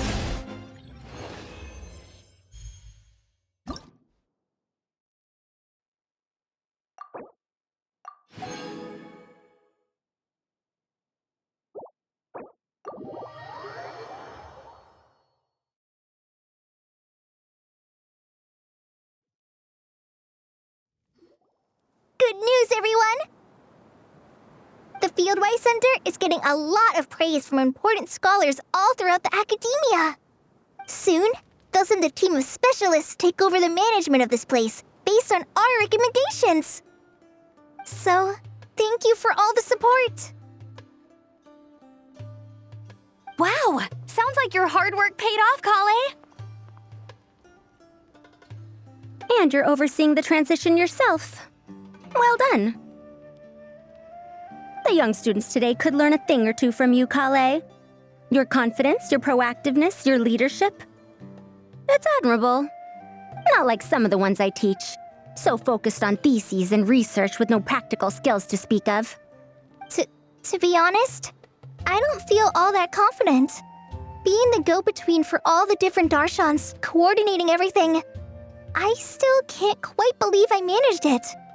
Oh, but the Traveler and Paimon played a huge role in that too. I can't thank you both enough. Yeah, we're used to this kind of work. So for us, this was more like a super special camping trip with friends. You know, a few puzzles here, a little exercise there. It was super fun. Pretty much a piece of cake. Oh, man. Now Paimon's hungry. Hey, now that we're all done, why don't we go get some food to celebrate? Candace and I are 2 steps ahead of you. This way, everyone.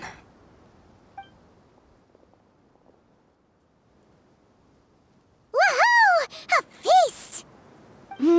Perfect timing.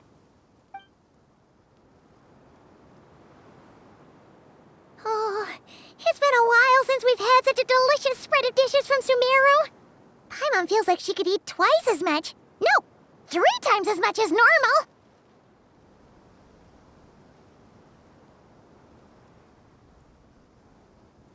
Huh, is that a challenge? Careful what you wish for. We have your wallet to think about. It's been a while since I've had food from the desert region. It's nothing like I remember. Now this is the real deal. Everything I've tried before pales in comparison. That means a lot, Madame Farazan. If all the researchers who came to our village were so polite, we would have an occasion to offer feasts like this more often. By the way, you planning on doing any sightseeing, Miss Amber? You came all this way after all. Oh, for sure. I hear that there's a forest full of gigantic trees northwest of Port Ormos, with trunks bigger than the entire width of the Good Hunter restaurant. I'd love to see it for myself. Oh, and I bet I could climb up and then glide down from the treetops. That sounds so fun! In that case, I'll give you some snacks to take with you. Like a dense cake or some dumplings. The wind's strong up there, so you don't want anything too crumbly. Oh, and you'll need a thicker water skin, so it doesn't break if it drops. Oh, dumplings sound great. So soft and chewy. Great thinking, Kale. As for the desert, I'd love to check out some of the ruins, like that giant one shaped like an hourglass. I'll just observe from a distance, though. Your ruins could be protected sites, so better to not barge in. Besides, there could be someone sleeping in there. I'm glad to hear that, Miss Amber. It's for the best. Your body won't be used to the desert environment though, so traveling could be tough. You'll need to bring moisturizing ointment and essential oils for the skin.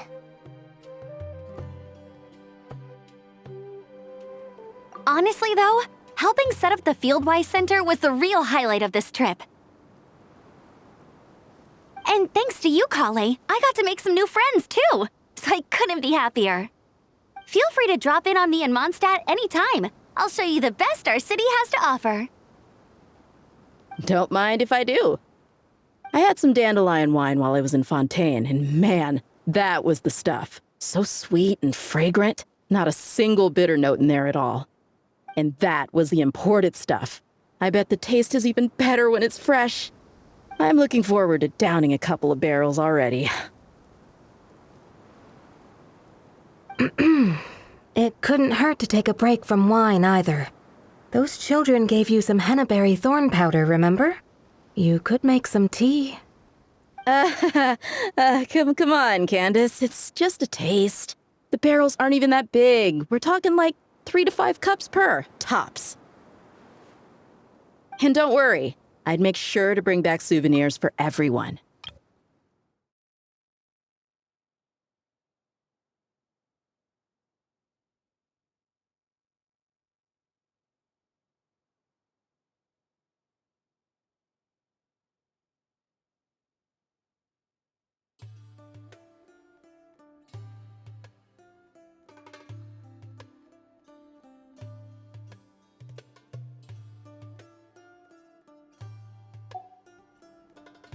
Well, I've heard the Knights of Favonius library has quite the collection.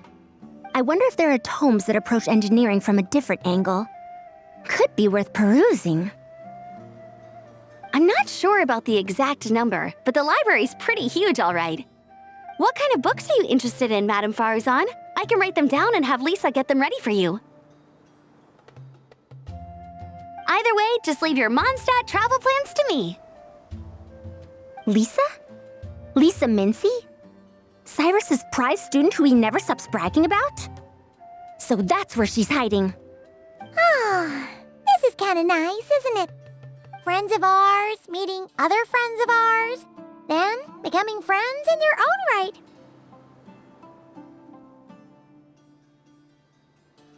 Yeah! Maybe we should start introducing our friends to each other. Paimon can think of a few who might get along. Huh, not a bad idea, right? Just imagine all the fun we could have.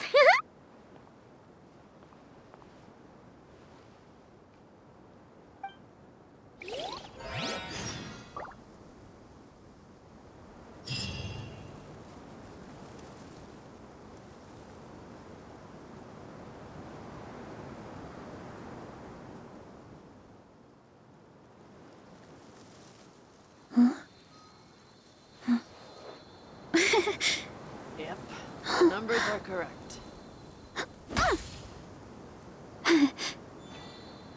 Unauthorized personnel are prohibited from entering the warehouse.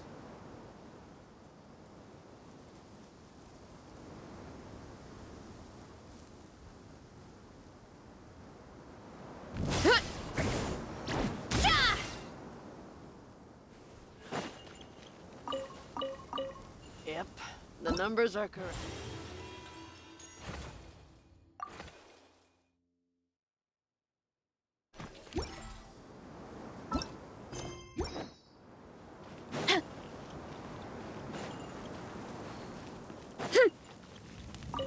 With this experience under my belt, my next trip out here should be a piece of cake. Of course, this one isn't over yet, but you've been going non-stop these past few days. Maybe we should head back to your place and take it easy for a while. Sounds good to me. I have a bunch of ingredients, snacks, and knickknacks back home that I've been wanting to show you.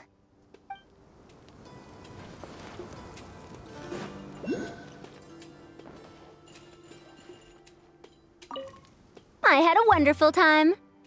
Yes, a wonderful time indeed.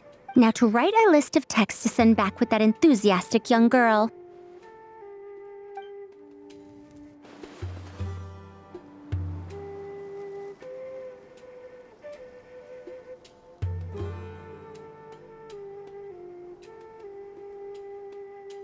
There's a lot that goes into managing an orchard. Watering, weeding, fertilizing the soil, making sure the temperature is right. But most importantly, you have to keep the fruit in a good mood.